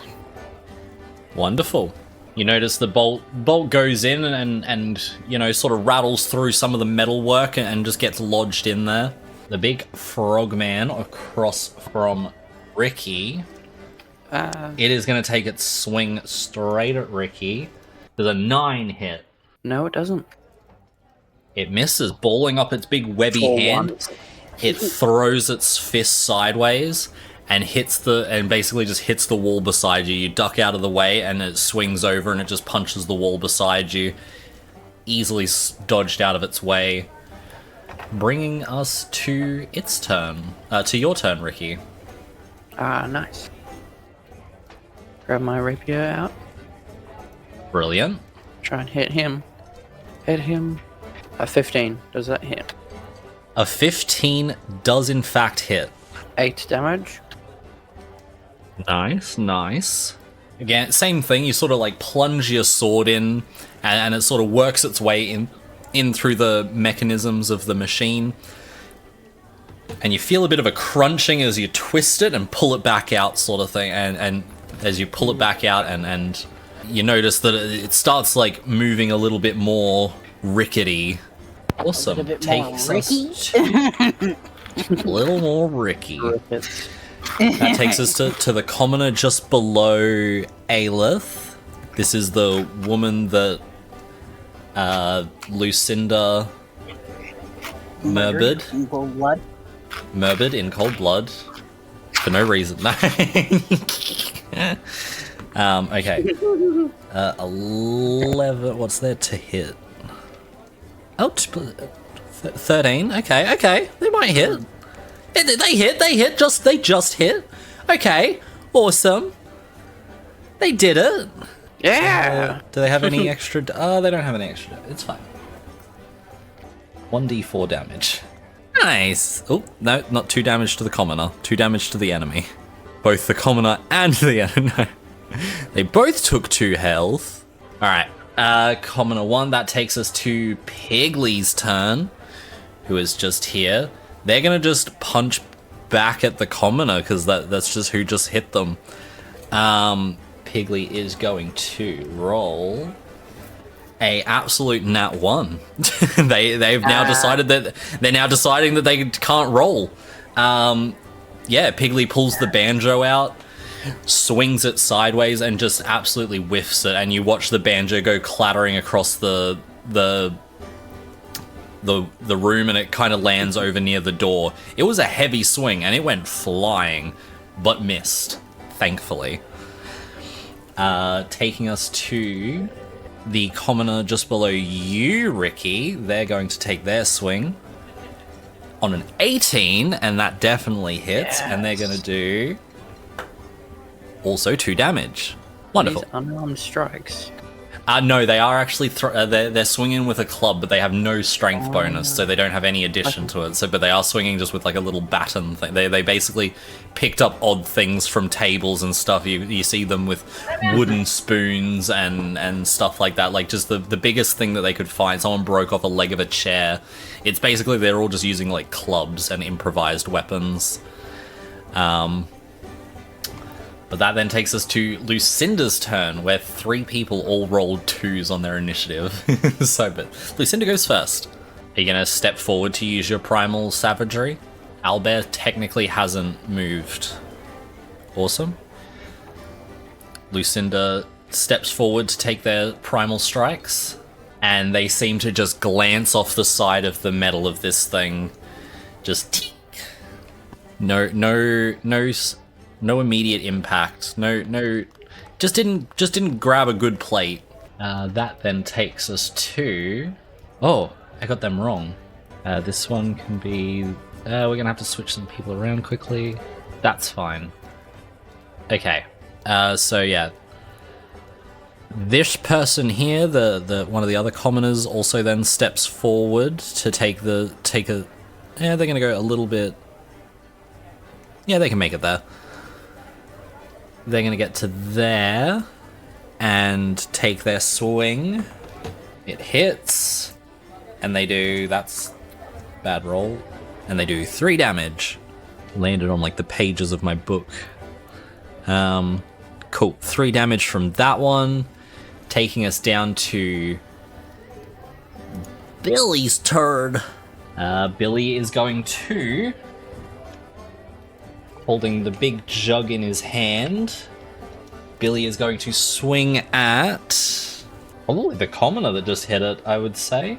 Definitely hits on a 18, 22.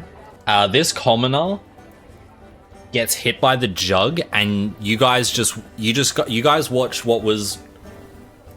Everyone's seen the video before. There was a watermelon on this man's shoulder. This jug got brought down, and there was an exploded watermelon on this man's shoulders. Oh gosh. He is dead, fully dead. Oh gosh. Hits the ground. He's not making death saves. He's dead. Wonderful. Not wonderful. Got absolutely popped like a watermelon. That takes Not us exactly to. what I would call wonderful. That takes us to the last commoner, which is this one, who is also going to run forward to this little gap and take the swing. On a 19, nice, definitely hits. 4 damage. Not bad, little commoner. Not bad. That's your max damage. Oh damn. Yeah, Max. Well, damage. technically you could crit. No. That's the. He could get 8. He could crit. But that takes us all the way back to the top of the turns, being Aelith. Aelith is going to take their next Shalila swipe at the one in front. The anthropomorphic pig. Dirty 20 definitely hits. Awesome. Roll damage. Yo. Not bad. Oh damn. 7-3, that's a 10. Big hit by Aelith. You guys all hear the clang of the metal as the impact of the staff hits the side, and it kind of like that cartoony style. It's like they hit the one side of the face, but instead of blood or anything coming out the other side, it's all just like petals and like pollen and stuff. You just see like this like druidic magic just sort of like poof, out the other side of the face. It's a solid hit. You guys hear the clanging of the metal ringing out. This thing's head almost does a 180. It's looking pretty messed up, but it is still standing. That is going to take us to Rivet. Technically, you can take another ranged attack if you want, Rivet, because they surrounded it and you're a step away. Awesome. 22 definitely hits. Definitely hits. And 8 damage. Nice. Definitely sinks in another arrow. You hear some clunking and grinding where you hear the arrowhead that probably just got eaten up by a couple of cogs, but it sounded like it might have struggled through that. But it was a hit. It was a good one. Definitely some clanking noises coming from inside it a little. Taking us all the way to the top with Mr. Frog. Mr. Frog is going to. He's gonna. I hope you don't. I hope you don't need that. As he rolls a dirty 20. No. He hits. Hits. Brilliant. That's an 8 damage. I hope you didn't need this. As he just sort of like clonks the side of your head, and your whole vision goes wobbly and everything as the massive metal fist hits the side of your head. Takes you a few seconds, but you blink a couple of times and straighten yourself out, and your vision comes back. But boy, God, did that just rattle your brain in your head? That takes us over to Blicky. Well, I hope you didn't need this. A rapier again. 17 hits. Does hit. 10. Hopefully you didn't need this. 10 damage, nice. Yes. Putting the rapier back into the mechanisms and the winding and the grinding, clunking. You see a couple of gears fall out, a few bits of metal fall off the side. still standing, but the whole the whole like animatronic is basically like shaking. The commoner that's below Aelith, they're gonna take their strike against that thing and miss. Just hitting the wall beside this thing. You just hear the wood hitting the stonework beside. Peggley's turn. Okay. Is also going to grab their jug now and go with swinging their jug instead. That is a cocked dice. That is a 2. That misses. I wish I could have taken the first one. That misses. The jug, they basically pull the jug out and go for the swing down on the commoner again, and it just goes wide. The commoner's seen this move before, dodges out of the way. What are NPCs in this one? This is the cultist that's below you, Ricky. They're going to take their little swing. They're going to miss.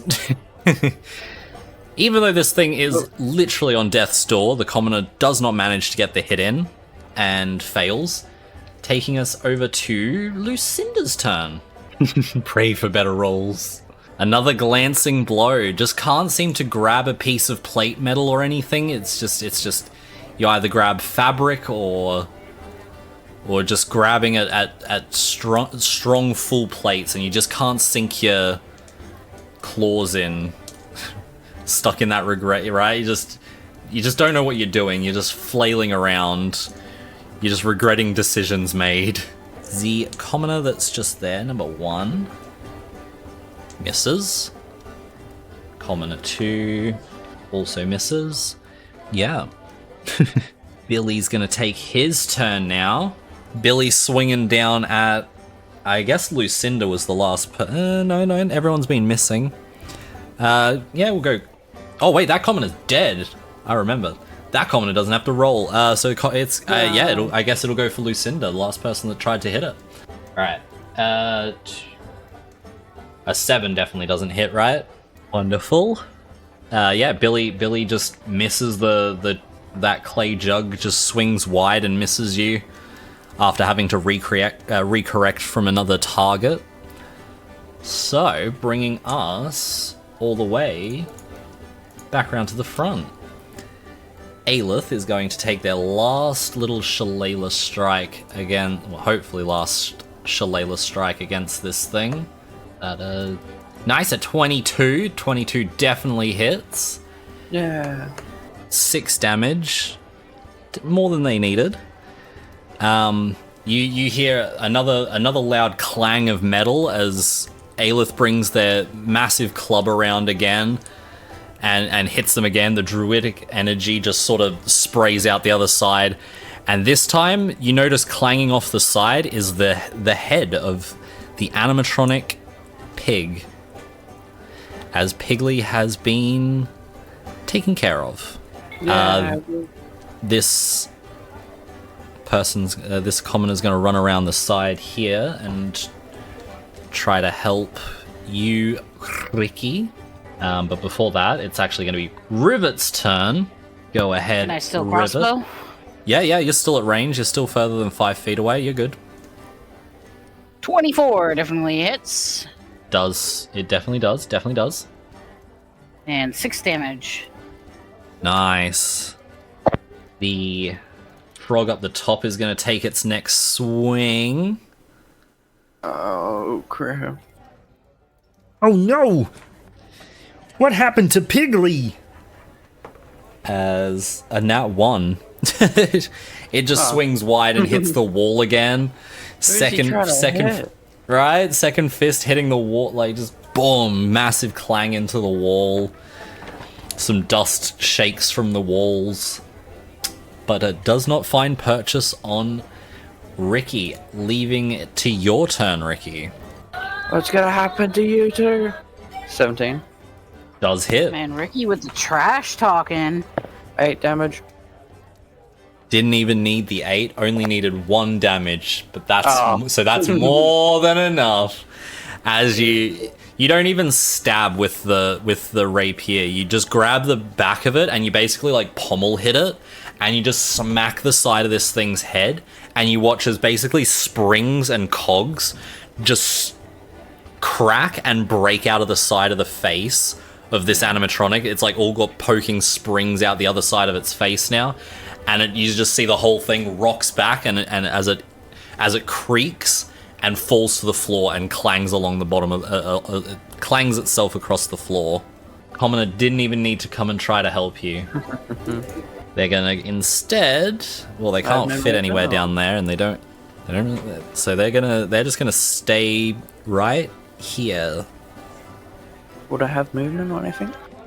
Yeah, you've got movement if you wanted to move. Yeah, for sure. Try and get down as far as I can 1, get. 2, 3, 4, 5, 6. I'll let you have the diagonal. Yeah, you can get to about there. Can I hit? No, I cannot. I don't. No. Yeah. I mean, I would let you get in front of Rivet, but that would block them from using their ranged attacks, and I'm assuming you don't, unless you could, like, that's up to you. If you want to jump in the way of people to do damage. Anyway. Hey. I don't think I could hit anyway. Like, no bonus action or anything? No bonus action. No. I'm all good then. Perfect. Yeah, so... Yeah, that cultist is just gonna do absolutely nothing. Not cultist, that the mage, they're gonna do absolutely nothing watching this owlbear. I'll say these guys start heading down. All right, Lucinda, that's your turn.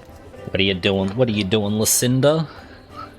It's up to you. Go for it.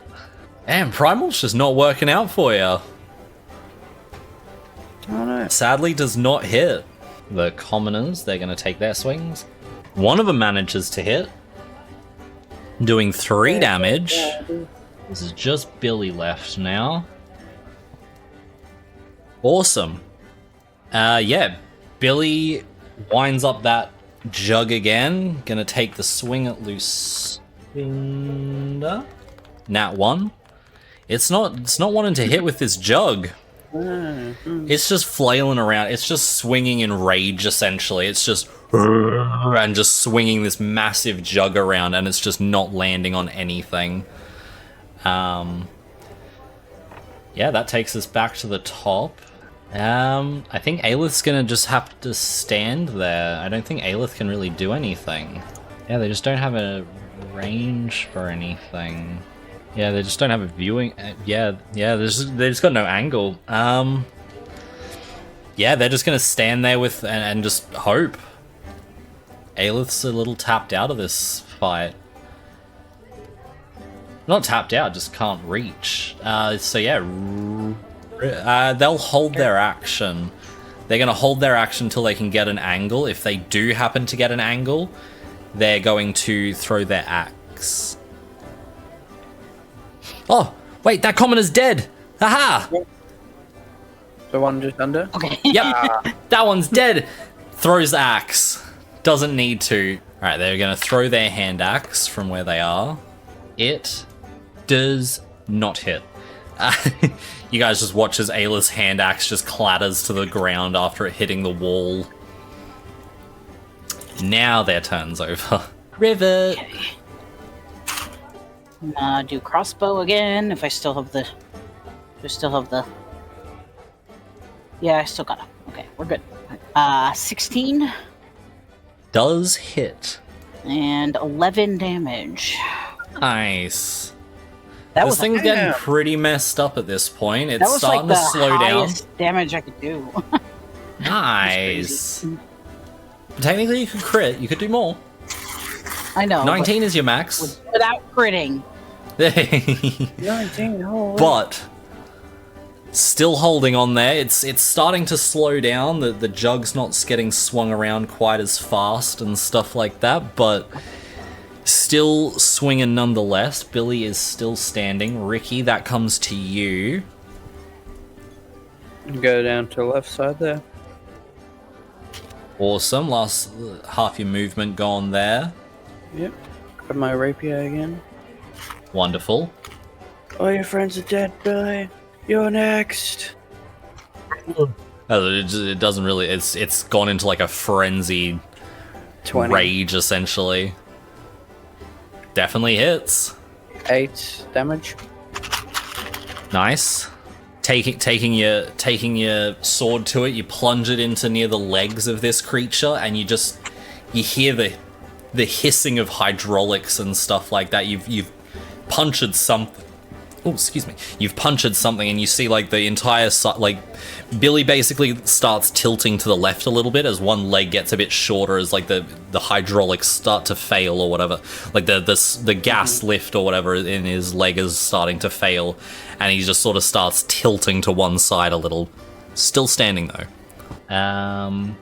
Commoner is going to stand there and do nothing. Other commoner is going to stand there and do nothing. Lucinda is going to be next. Why they do nothing? They can't really get an angle. They're melee only, and they'd have to The one back. They've also seen They've also seen one of their friends get absolutely watermeloned, so they're just also not excited to get close when there's 4 beefy, tough adventurers. Non-acidic claws this time. All right, roll for it.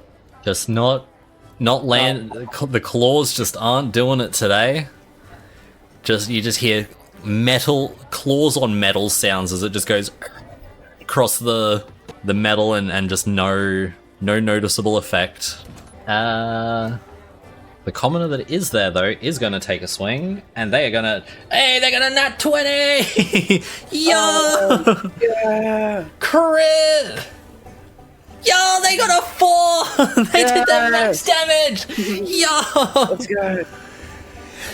They killed this thing. Yes. Yes. Yeah. They killed it too. Yes. Good. It only had 4 health. I was like, oh, this thing, they're not gonna kill it, but it's fine. It critted. It did its full 8. It's dead. You see this commoner grabs the stool of one of the bar stools, and it just runs up screaming. You see a few tears coming from the eyes, and you just hear ah as it crashes the stool down on this thing. And you just watch the life shut down from the animatronic as it sort of topples its way sideways on its bad leg, falling to the ground. You guys are now out of combat. Great work.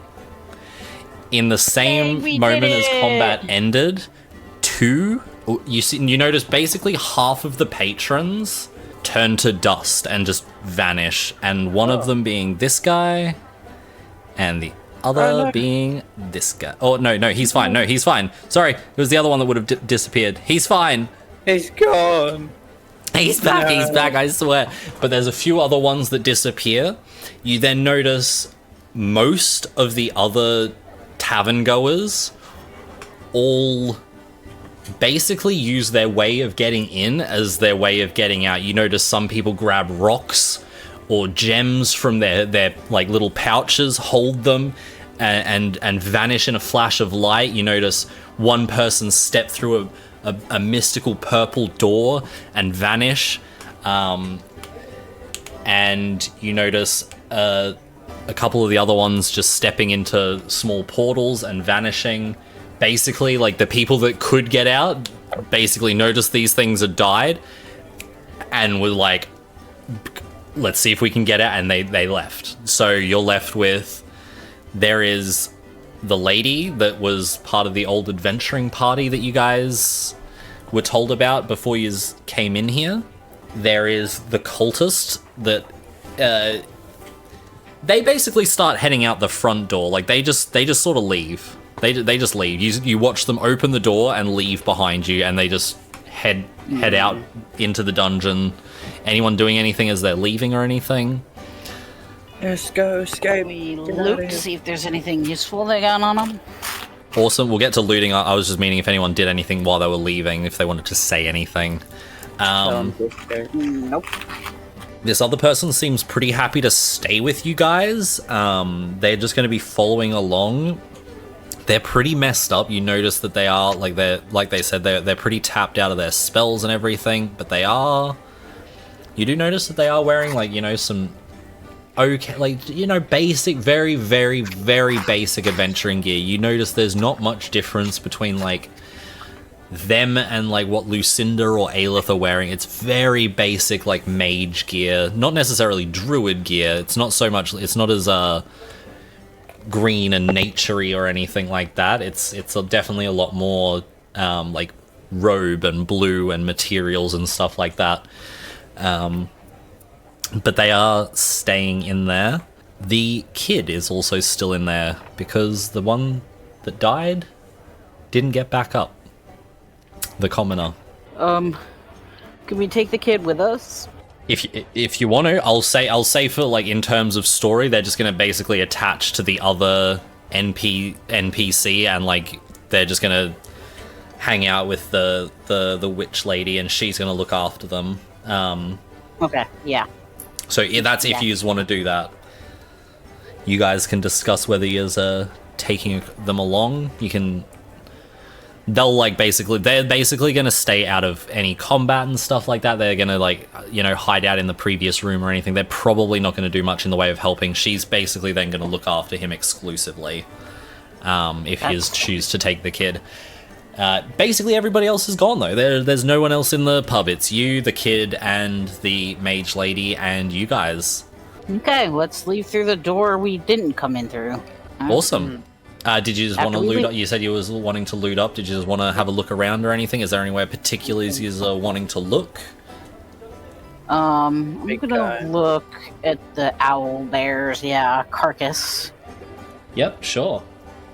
Unless you want to do that, and I can do something else. Both of us. Yeah, you can both have a look Teamwork. through. Teamwork makes the dream work. Yeah. What are you doing, Lucinda? Are you? I think Aelith would start looking through the person that they killed.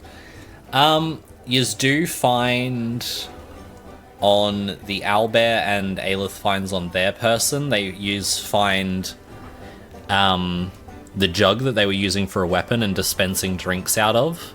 There's not much on them other than those sorts of things. You know, like they've got their raggy clothes and stuff like that.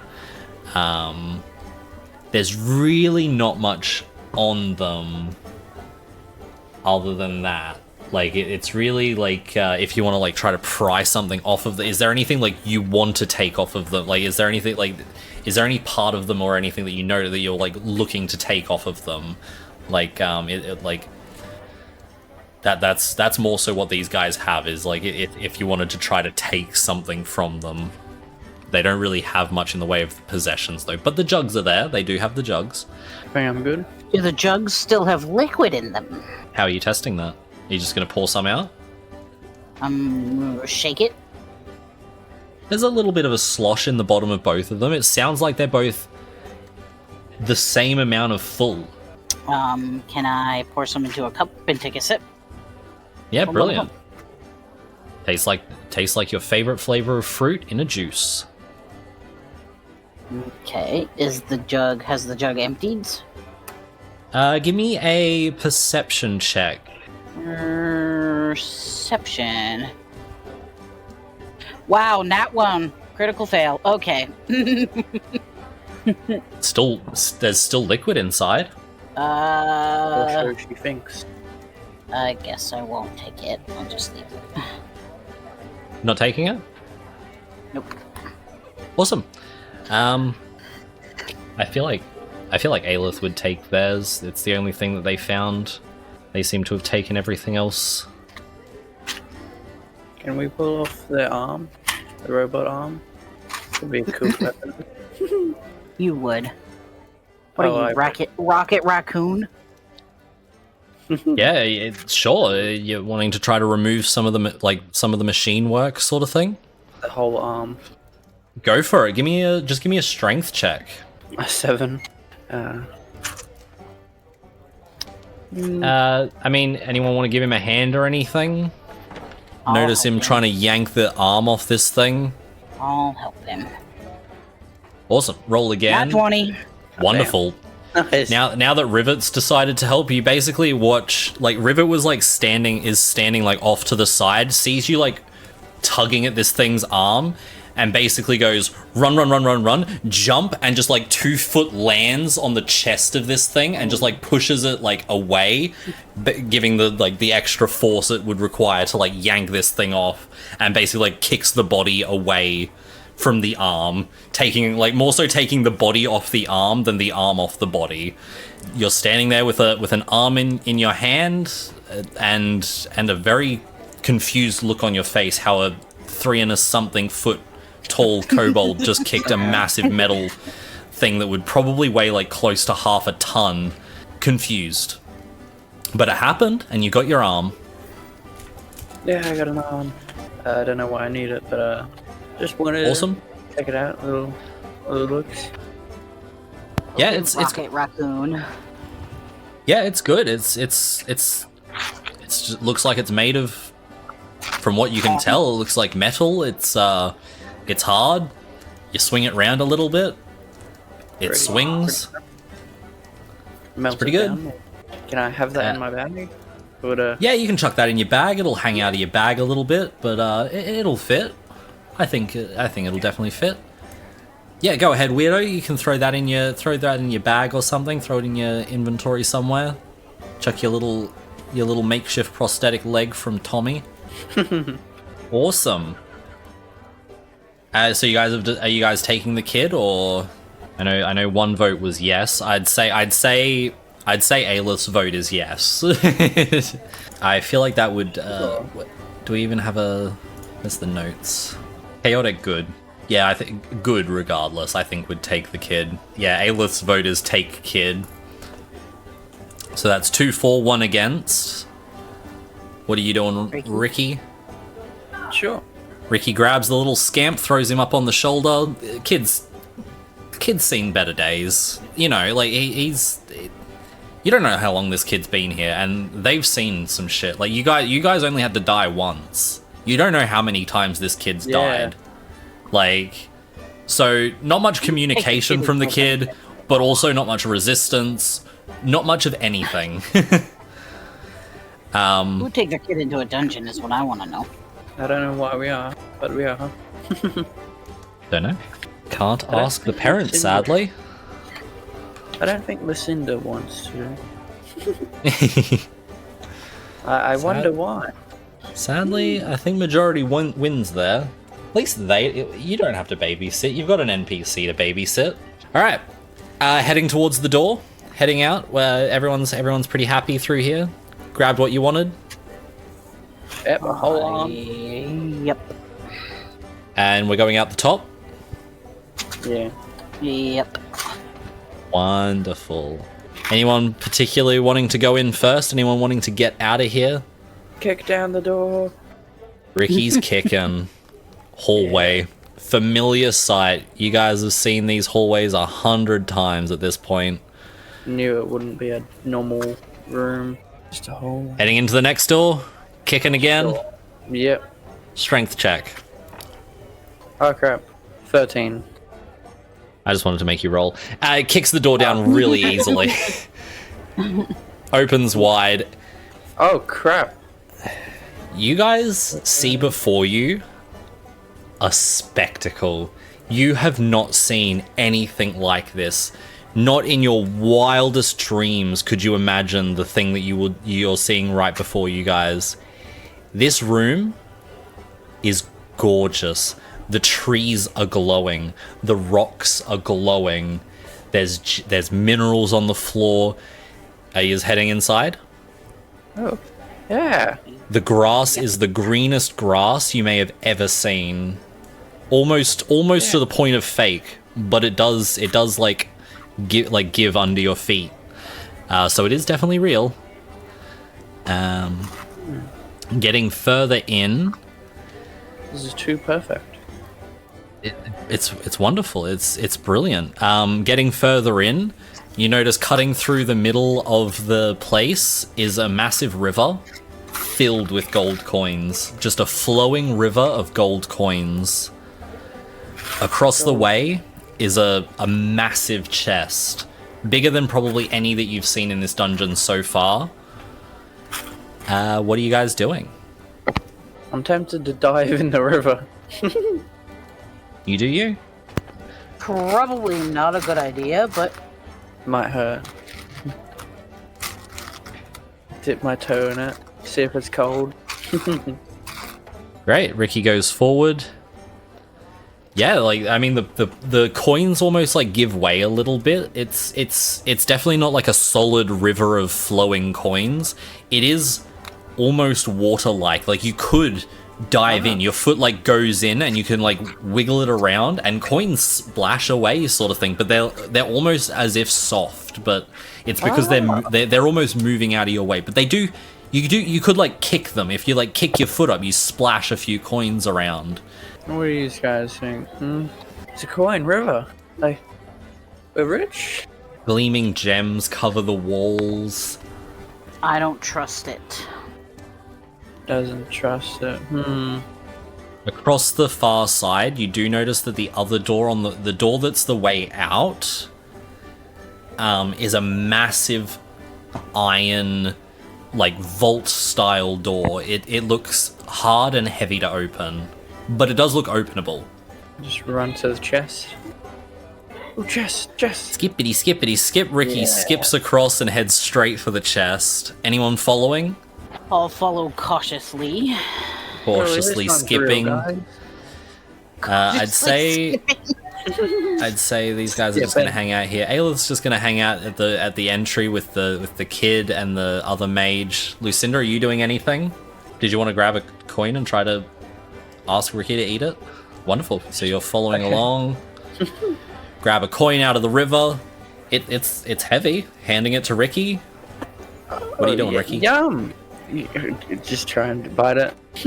Just gonna try to give it like the old like bite test sort of thing. Bite test. Yeah, brilliant. It's hard. It almost hurts your teeth a little, but you do leave a little tooth indent in it. Tiny, but still a little indent. It's not a food, at least. They're real. Keep them. The front of the chest is beautifully adorned with jewels. The wood is gorgeously like sanded down. It's not a single splinter or anything. I suppose Aelith will follow over, but also a bit more cautiously, I think. Hanging out with the little family. Are you opening it, Ricky, or what are you doing? Do we want to open this one, guys? 'Cause I'm gonna kick it open if no one does anything. Do it. Okay, I'll just kick it open.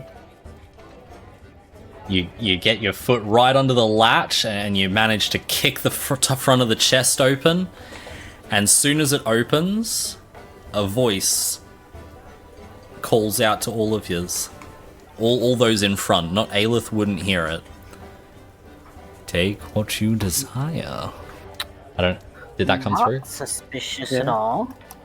What do I desire? It basically looking inside. Your eyes look inside and you feel like you see something in there, but it's like also not there at the same time. Like you feel like there's something in there. You feel like you can see something in there. Just put my hand in, see what I reach for. You reach in and you do feel something inside. You notice a top section. Moving your hands down the side, it flares out at the base. It goes out about 2 inches and then immediately tucks like under itself, but like not with a fold, but like it's like it ends and you sort of put your hands under it. Are you lifting it out or are you just feeling it? Feeling it? Just feeling it around? You sort of keep touching around and you notice that it's got a big hole in the middle. So it's basically down the sides, a flare at the bottom, and then a hole in the middle at the bottom side sort of thing. But when you reach up into that hole, there is a top to that hole. So in your mental image, it looks like a square-ish bowl with a flare on the top, upside down. Are you lifting it out? Sure. You lift it out, and it is a beautiful hat. It is a beautiful top hat made of pure gold. I'm putting that straight on. Amazing. You look like a real dapper dragon. Wonderful. Yes, I am. The voice again whispers to the rest of yous other than Aelith. Take what you desire. I'm gonna reach in and see what I find. Brilliant. You reach it. Are you just like feeling around or are you just pulling it out? Oh, Microphone cutting out. roboting a little. Beep boop robot. Beep boop robot. No. They might be getting worse. Might be a robot Zach. Come back to us, Zach. Please. Feel around. Awesome. This you feel you're reaching into it and you feel it's like a circle. You work your way up the circle and there's some sharp edges around the top. Around the outside is smooth, so it's basically like a ring that goes up, has spiky bits at the top, and on the front, like around the outside edge, you feel smooth little bumps. You pulling it out? Yeah. Out of the chest, you pull a gorgeous crown, a gemstone adorning each face as you go around it. There seems to be like the little triangles on the crown. Like basically each one of those has a different gemstone as you go around the entire thing. You gonna look in the chest, weirdo? Lucinda? You've noticed these guys pulling out little cool golden gem encrusted headpieces. As you step closer, take what you desire. And you reach in. Are you just feeling around or yoinking it out? Yeah, looking inside the chest is a very weird feeling. You feel like you can see something in there. You just have to reach in and grab it, but from just looking, you almost don't know what it is. But you can see something in there. It looks really cool. You would just have to grab it. Awesome. Are you just pulling it straight out, or are you going to do the preliminary feel around while it's in the box? Straight away, you pull it out, and what you guys basically see is essentially a fishbowl that has the top closed in, but the bottom seems to be constructed in a way where there's like some little nubbins, but it has a very concave shape. As you're holding it, you're sort of holding it up and you're like, damn, I could really easily just sit this on my head. Like it literally feels like you're looking at it and you're like, that's literally head's size. Like it's like head-shaped hole essentially, and it would look like it would sit on top of your head quite easily. But it's basically like it's like a normal fishbowl full of gems. Top's closed in, and the bottom is basically being like pushed in so that it could sit on your head easily. But that's what it looks like. Are you gonna join the cool hat club and put it on, or are you just holding it? I'm gonna flip a coin, because I don't want to feel like I'm metagaming this room or anything. So I'm gonna flip a coin whether Aelith now sees everybody's taken one, because they weren't gonna take anything. I figured that'd stay reserved, but now everyone's taken one, so I'm flipping a coin. If it's heads, they are also gonna come and grab something from the chest. And it is heads. Oh. Aelith is now too curious and comes over and sees everyone with their cool little head piece and decides to dip their hands in.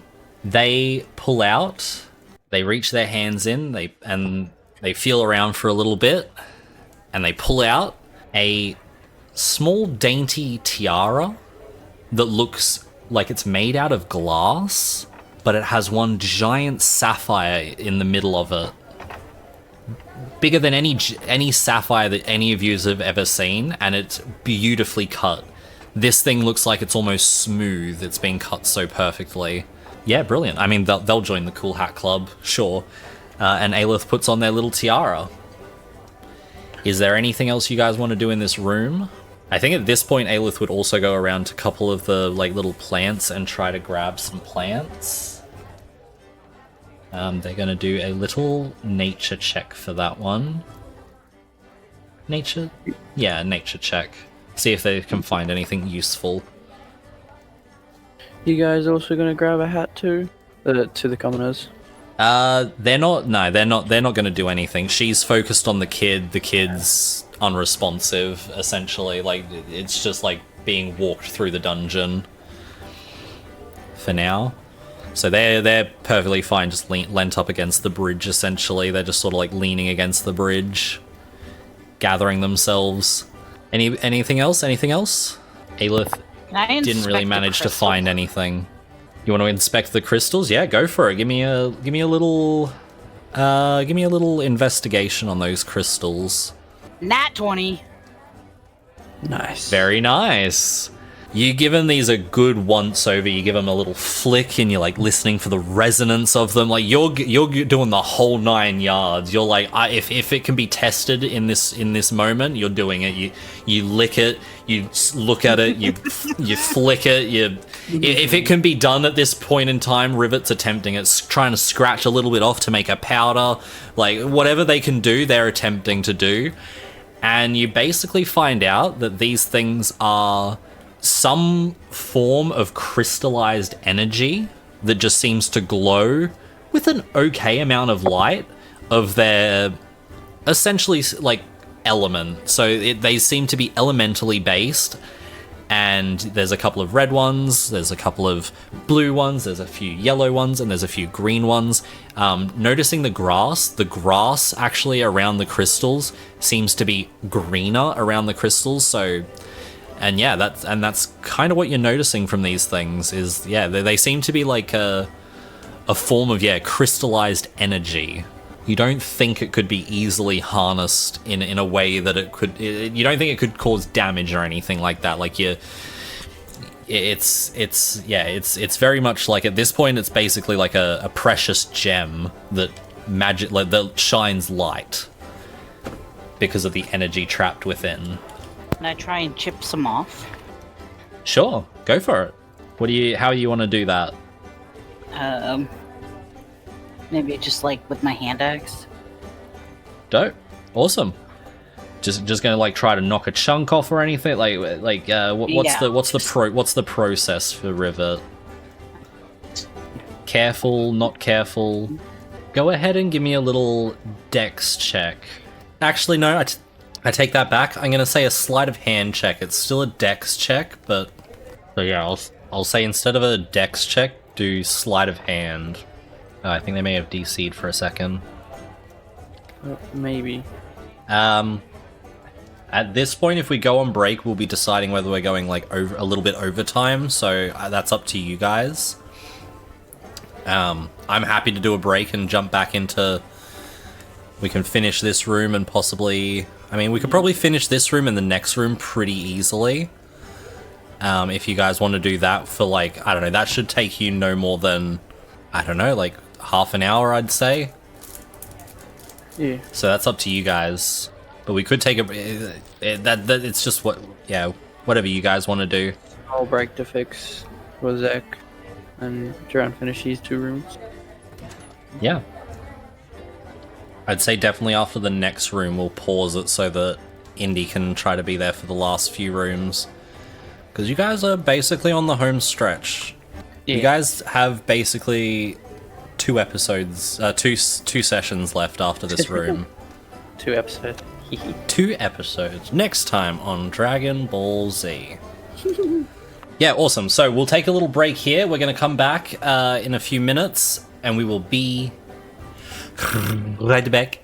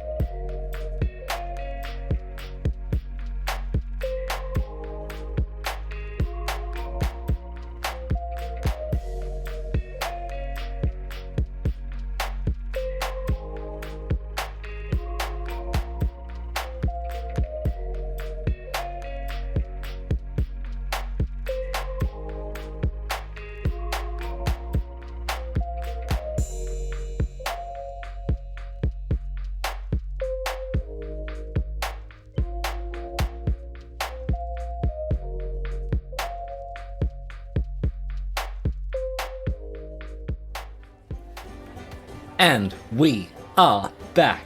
So you guys are pretty much done in this room. You guys want to head Did out? I manage to pick something off of the crystal? Oh, so I missed that part. changing your dex check into a sleight of hand check since you wanted to do it really carefully, sort of thing. Just because, I mean, if it's worse than your dex check, I'm just gonna take your dex check. Yeah. 23. Awesome. Oh, nice. I mean, the DC was going to be 15 regardless, but I kind of wanted you to put your sleight of hand in there because you did want to be careful with it. But that's fine. So you managed to get off a couple of good chunks. What size are you aiming for? Like, was there what did you have in mind when you're taking hand palm size? Awesome. Yeah. Well, yeah. You pretty much get it. You take the top off of the crystal and you take the nice peak of the crystal, and as it breaks, it is a bit rough on the bottom, but it's a nice clean break along the bottom. And you end up with like basically a pyramid of this glowing glass. Yeah. Does it still when you put did off break light? it off though, hey. Does it still put off light? Surprisingly, when you broke it, almost like bioluminescence, like when it's activated, it got brighter. Oh, nice. So you sort of like noticing that, like you kind of give it a bit of a rub. You sort of like try to clean it a little bit, and basically as you rub it, it gets brighter and brighter and brighter until it's a very nice glow. Like it's competing with Ricky's torch. It's sitting up there with basically a solid. It's competing. It's the brighter light out of a torch and the two things. But it's like those hand cranked torch sort of things. You're not sure when you got to like rub it again.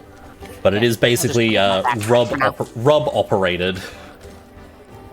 So I have to rub it off, is what you're telling me. What I'm saying is you need to put your hand on it and rub it to activate it. That is what I'm saying. However you want to take that with your little crystal is up to you. So, anybody else want to do anything in this room while Rivet's rubbing off their crystal? The little cackle. The little cackle.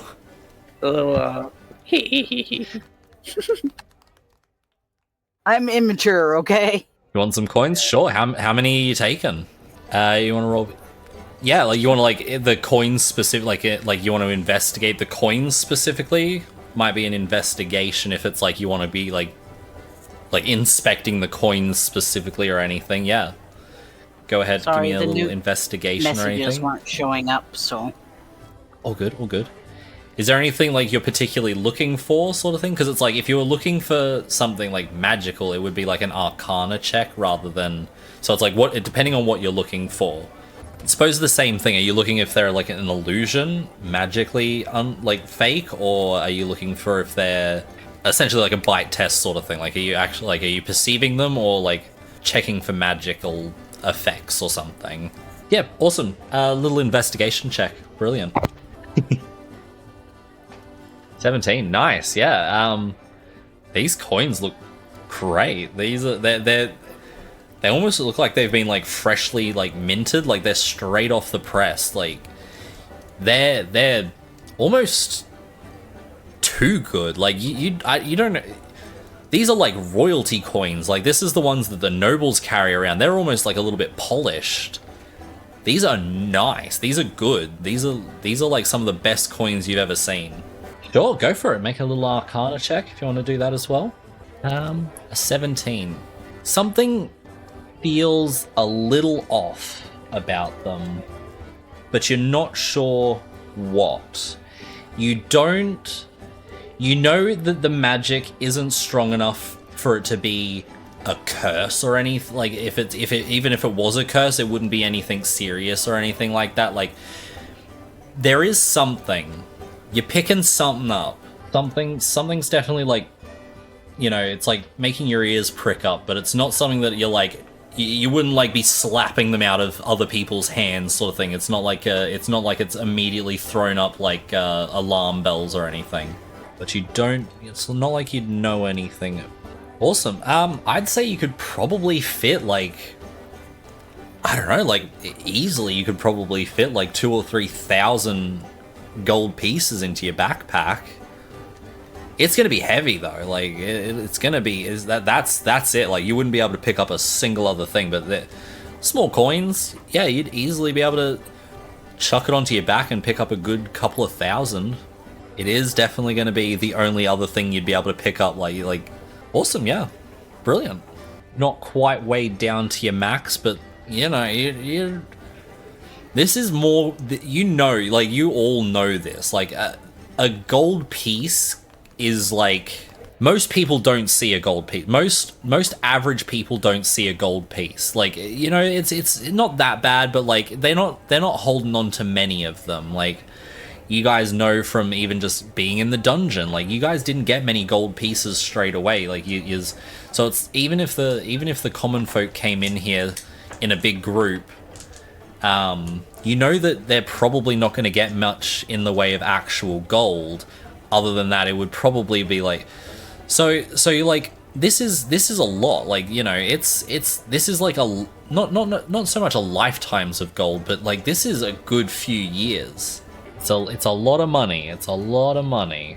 Definitely like you guys just have, like, the river is just incomprehensible. You guys can't even like gauge the fact that there's a whole river of it. Like you're looking at the money that they took out and you're like, that would put me up for like 2 or 3 years comfortably living. Like that's like having a hand servant sort of thing. Like that's having like 1, maybe 2 servants and living a good life, like that good life.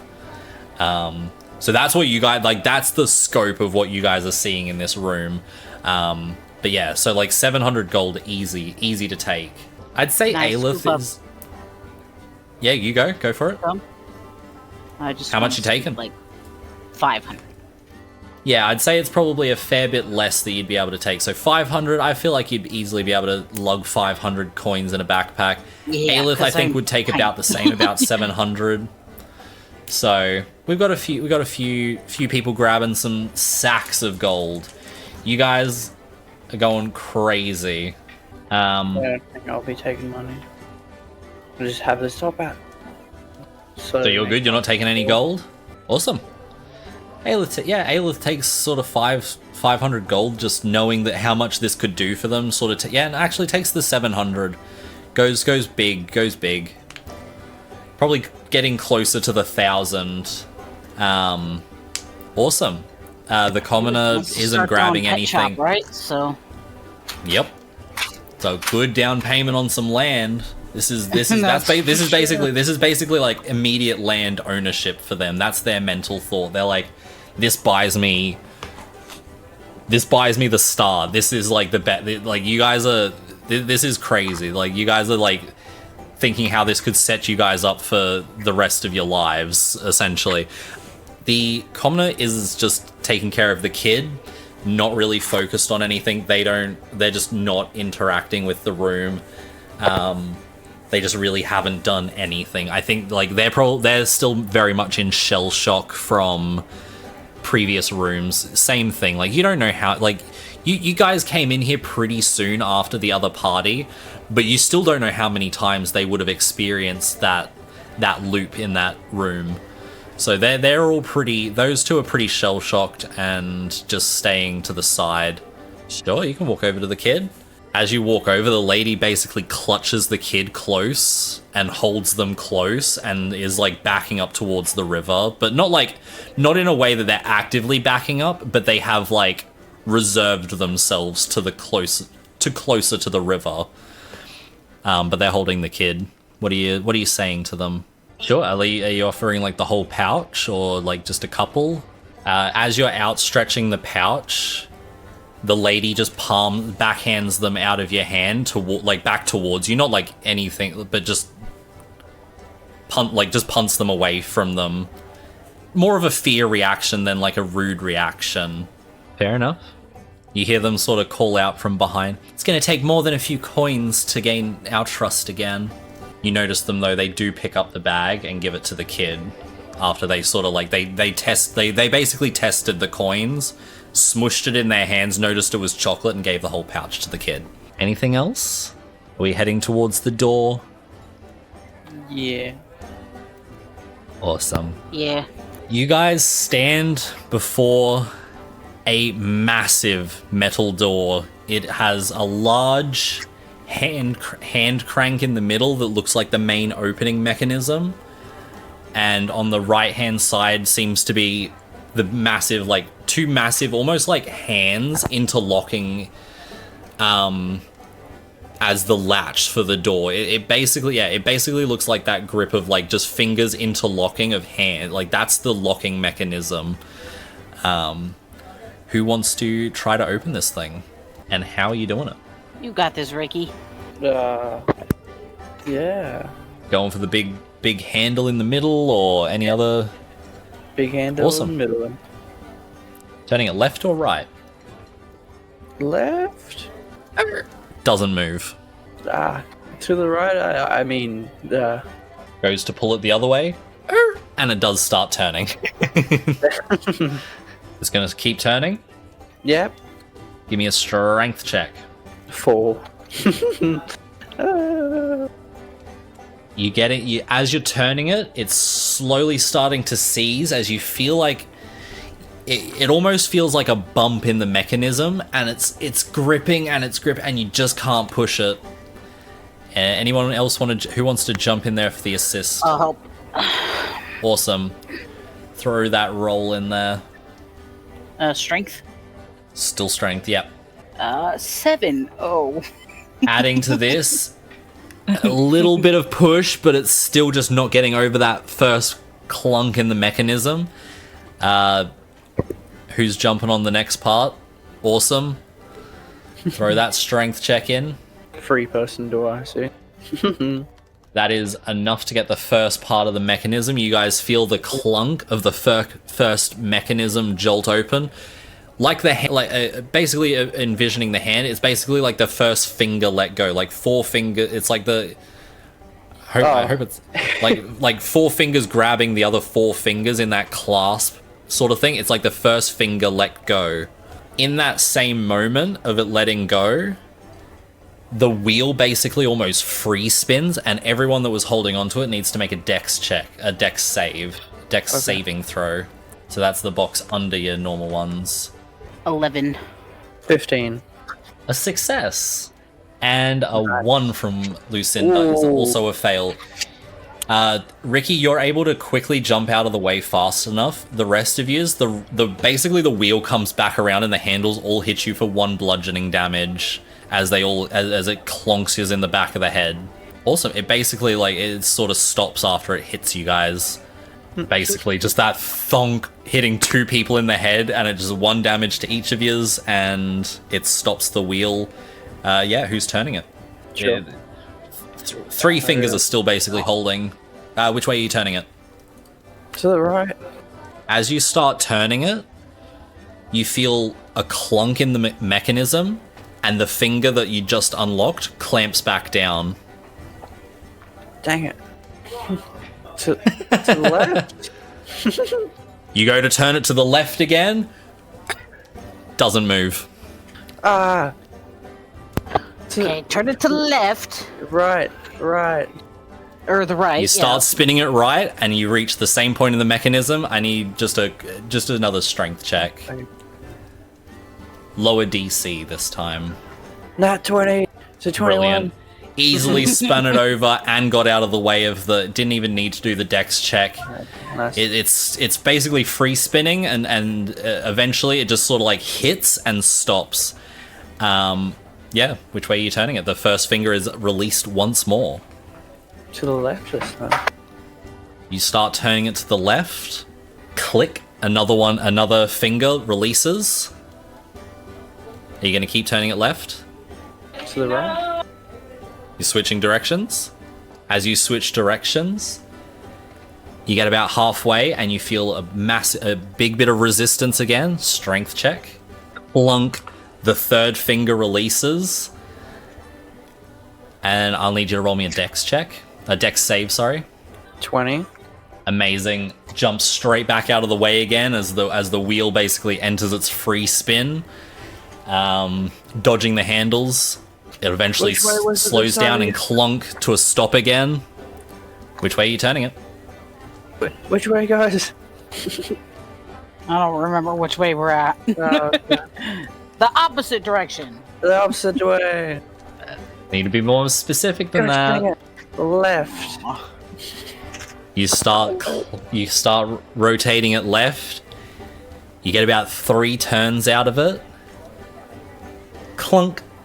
The last finger releases, and the door slowly begins to open. Yes. I was so waiting for you to be like, right! Yeah. It's 50-50. It was a 50-50, but the door is opening. Heading inside. Oh yeah. Ooh. Awesome. You guys start heading inside. The first thing you guys smell is the beautiful, fresh fragrance of nature. Just, it smells wonderful. It smells like fresh cut grass. It smells like, it's all the lovely things that you love about nature. It smells like fresh flowers. Are you all just heading straight in? Yep. I am.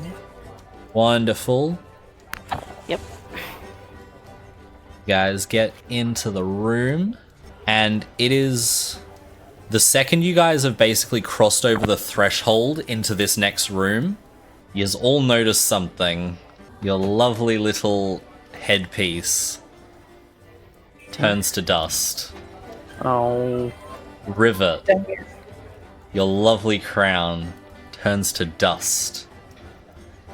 In your hands, Lucinda, your fishbowl full of gems turns to dust and fades into your hands.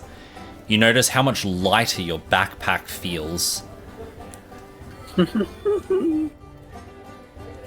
I half knew it. And you hear a voice Yeah, I was creep thinking. into your ears.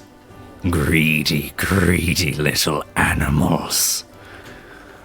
Try again next time.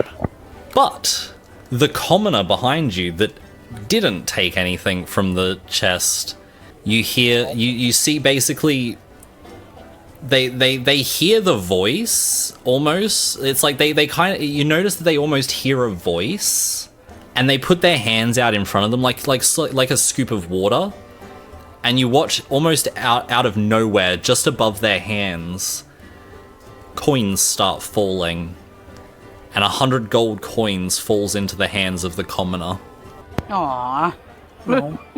Good job, you too, yeah. She immediately stashes them in a little pouch under her robe. You didn't take no coins. She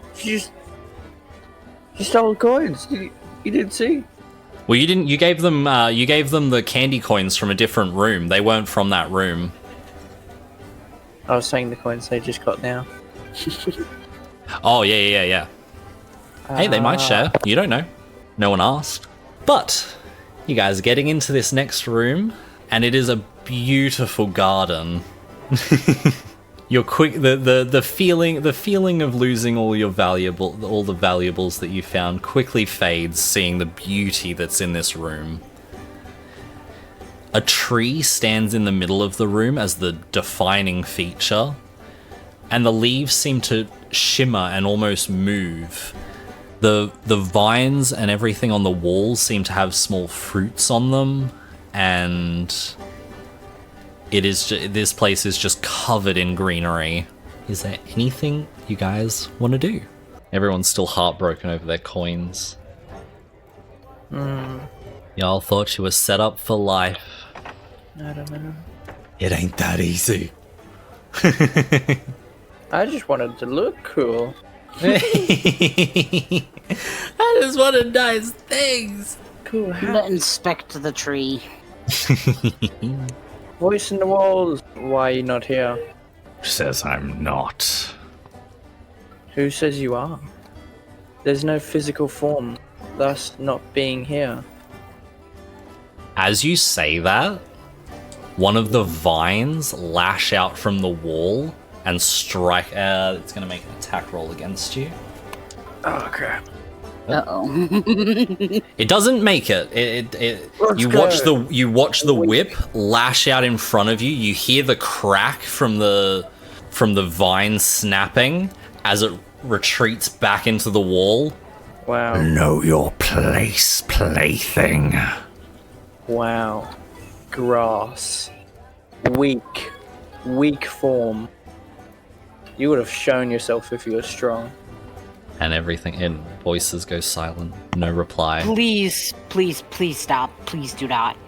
I You're gonna get us in trouble. love this. I guess he's too weak to speak up.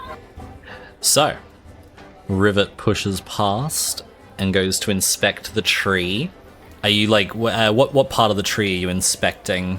What are you looking for? The leaves. The leaves. They are up quite high, so are you wanting to like climb the tree to get in there, like to look at them, or are you just trying to look from the ground? Just gonna look from the ground. Sure. Yeah, it's hard to see too much. Go ahead and give me a little perception check. We'll say disadvantage from the ground. It's a long way up for those vertically challenged. 9. 9. There is a rhythmic movement to the leaves. That's all you can basically obtain. Like, same thing, shimmery movement, but a very rhythmic movement. Cinder going up for a look of the tree. Other little squares. Are you getting up closer? I'd say for you it's a bit closer. You wouldn't have to do disadvantage, but if you wanted to do perception, if you want to do it from the ground, or you can investigate and get a bit closer. Investigating would involve getting up in the tree. So perception from the ground, no disadvantage. Or investigation from in the tree. Or if you want to look at the actual tree, that's just going to be a investigation. Yeah, looking up at the leaves. Yeah, it seems to move in time.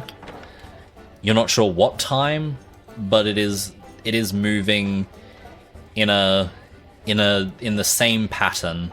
Aelith is going to take the time to generally investigate around and see if they can find any cool looking plants that they may be able to use for something. So they're going to do a little investigation. Sure, they're going to pick some strange dungeon fruits. Say they spend like 5 minutes, 10 minutes picking some fruit. So you guys don't really have Aelith for most of this room, unless you guys actively decide to call on them. Anything else you guys are doing? Oh, Rivet's getting boosted up for a look. Are you going up for a closer look? Sure. Roll that investigation. Some good old uppies. Nat 20. Oh, nice. Now that you're this close, you don't even know how you missed it from the ground. These are butterflies. Oh. You sort of give the tree a little bit of an elbow, and all of the leaves of the trees flutter up and basically leaving a bare tree behind. One of the butterflies does come down and land upon you, and there was where there was a small scratch. It just sort of vanished. The little scratch was gone. Did that heal my 1 bludgeoning damage? It did. It certainly did. Exactly that much. So if anyone wants to like take a moment, you could try to coax some butterflies towards you. Scream and drop Rivet. You retake that 1 bludgeoning damage. Rude! But you can try to coax some butterflies down to yourself. But yeah, anyone that's injured is welcome. Oh, yes. Or like if you want to, you can try to coax some butterflies down towards you. Tell me how you want to try to do that, and then we'll roll. Just hold very, very still. Waiting for him. You guys basically watch that moment. It's like the Guardians of the Galaxy, where it's like, if I don't move, Yeah. very, I'm basically imperceivable. I'm a tree. I'm basically a tree. Roll me a persuasion. Actually, no. Roll me an animal handling. Roll me animal handling. Yeah. For every one over the DC, an extra butterfly lands on you. 20. Also standing very still, you see I'm Lucinda. gonna do it too. Yeah, everyone's welcome to. Animal handling. So the DC was 5. Nat So- 20. You guys all rolled brilliantly high for the thing. The DC was 5 though, so for every one over 5, you get a 1 HP back. Okay, so I'm fully healed again. So, but Rivet, you guys notice as basically Rivet is completely engulfed in the butterflies from head to toe. All the ones that didn't land on Ricky and Lucinda landed on Rivet, covering you. You are like there is no kobold left. It is all butterfly. You guys see before you a pink shimmery kobold shape that has been definitely full to max, and for 12 so it's like 7 HP or something you got back, weirdo. And Ricky, you got like a 20 or something, so you max heal. Like you're good. So yeah, brilliant. Aelith's been picking berries, picking fruits. Only needed a 6. Nice, done. Full heal. Let's go.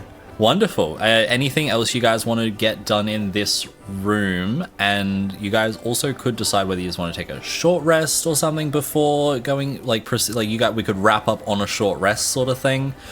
And you guys come back to a rest. But yeah, anything you guys want to do in this room, get done. I'm good with the rest. Yep, sweet. Yeah. Ending on a short rest. A little rest, yeah. Brilliant. You guys aren't going to really get anything back. It would just be a short rest for story wise. Yeah, awesome. Roll me an investigation.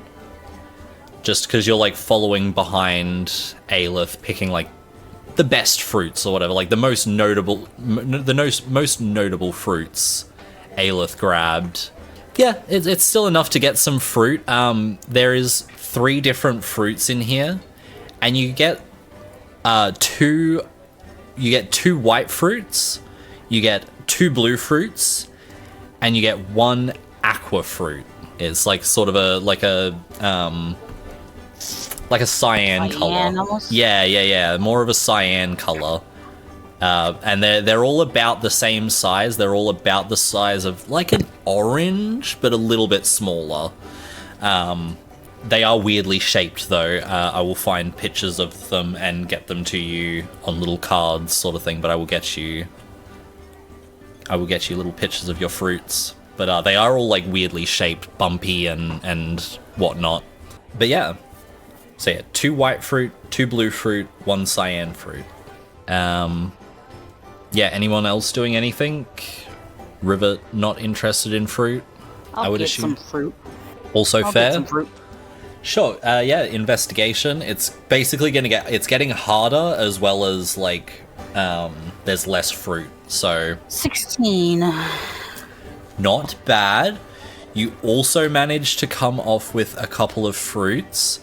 You find you've got hang on. 1 white. My note. My notes. Okay. Got it. 1 white, 2 cyan, and 1 blue. So not quite as much, but you still like more than math.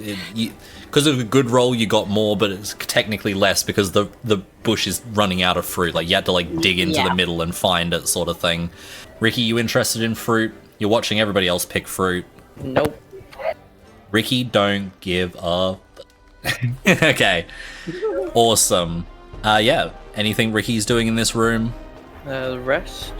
we'll basically wrap up on the rest. So if everyone's done, we can, everyone's G I'm with good. that. All right, that's 2. Ayla's good. that's majority. Alrighty, we're wrapping up here, guys. That's it.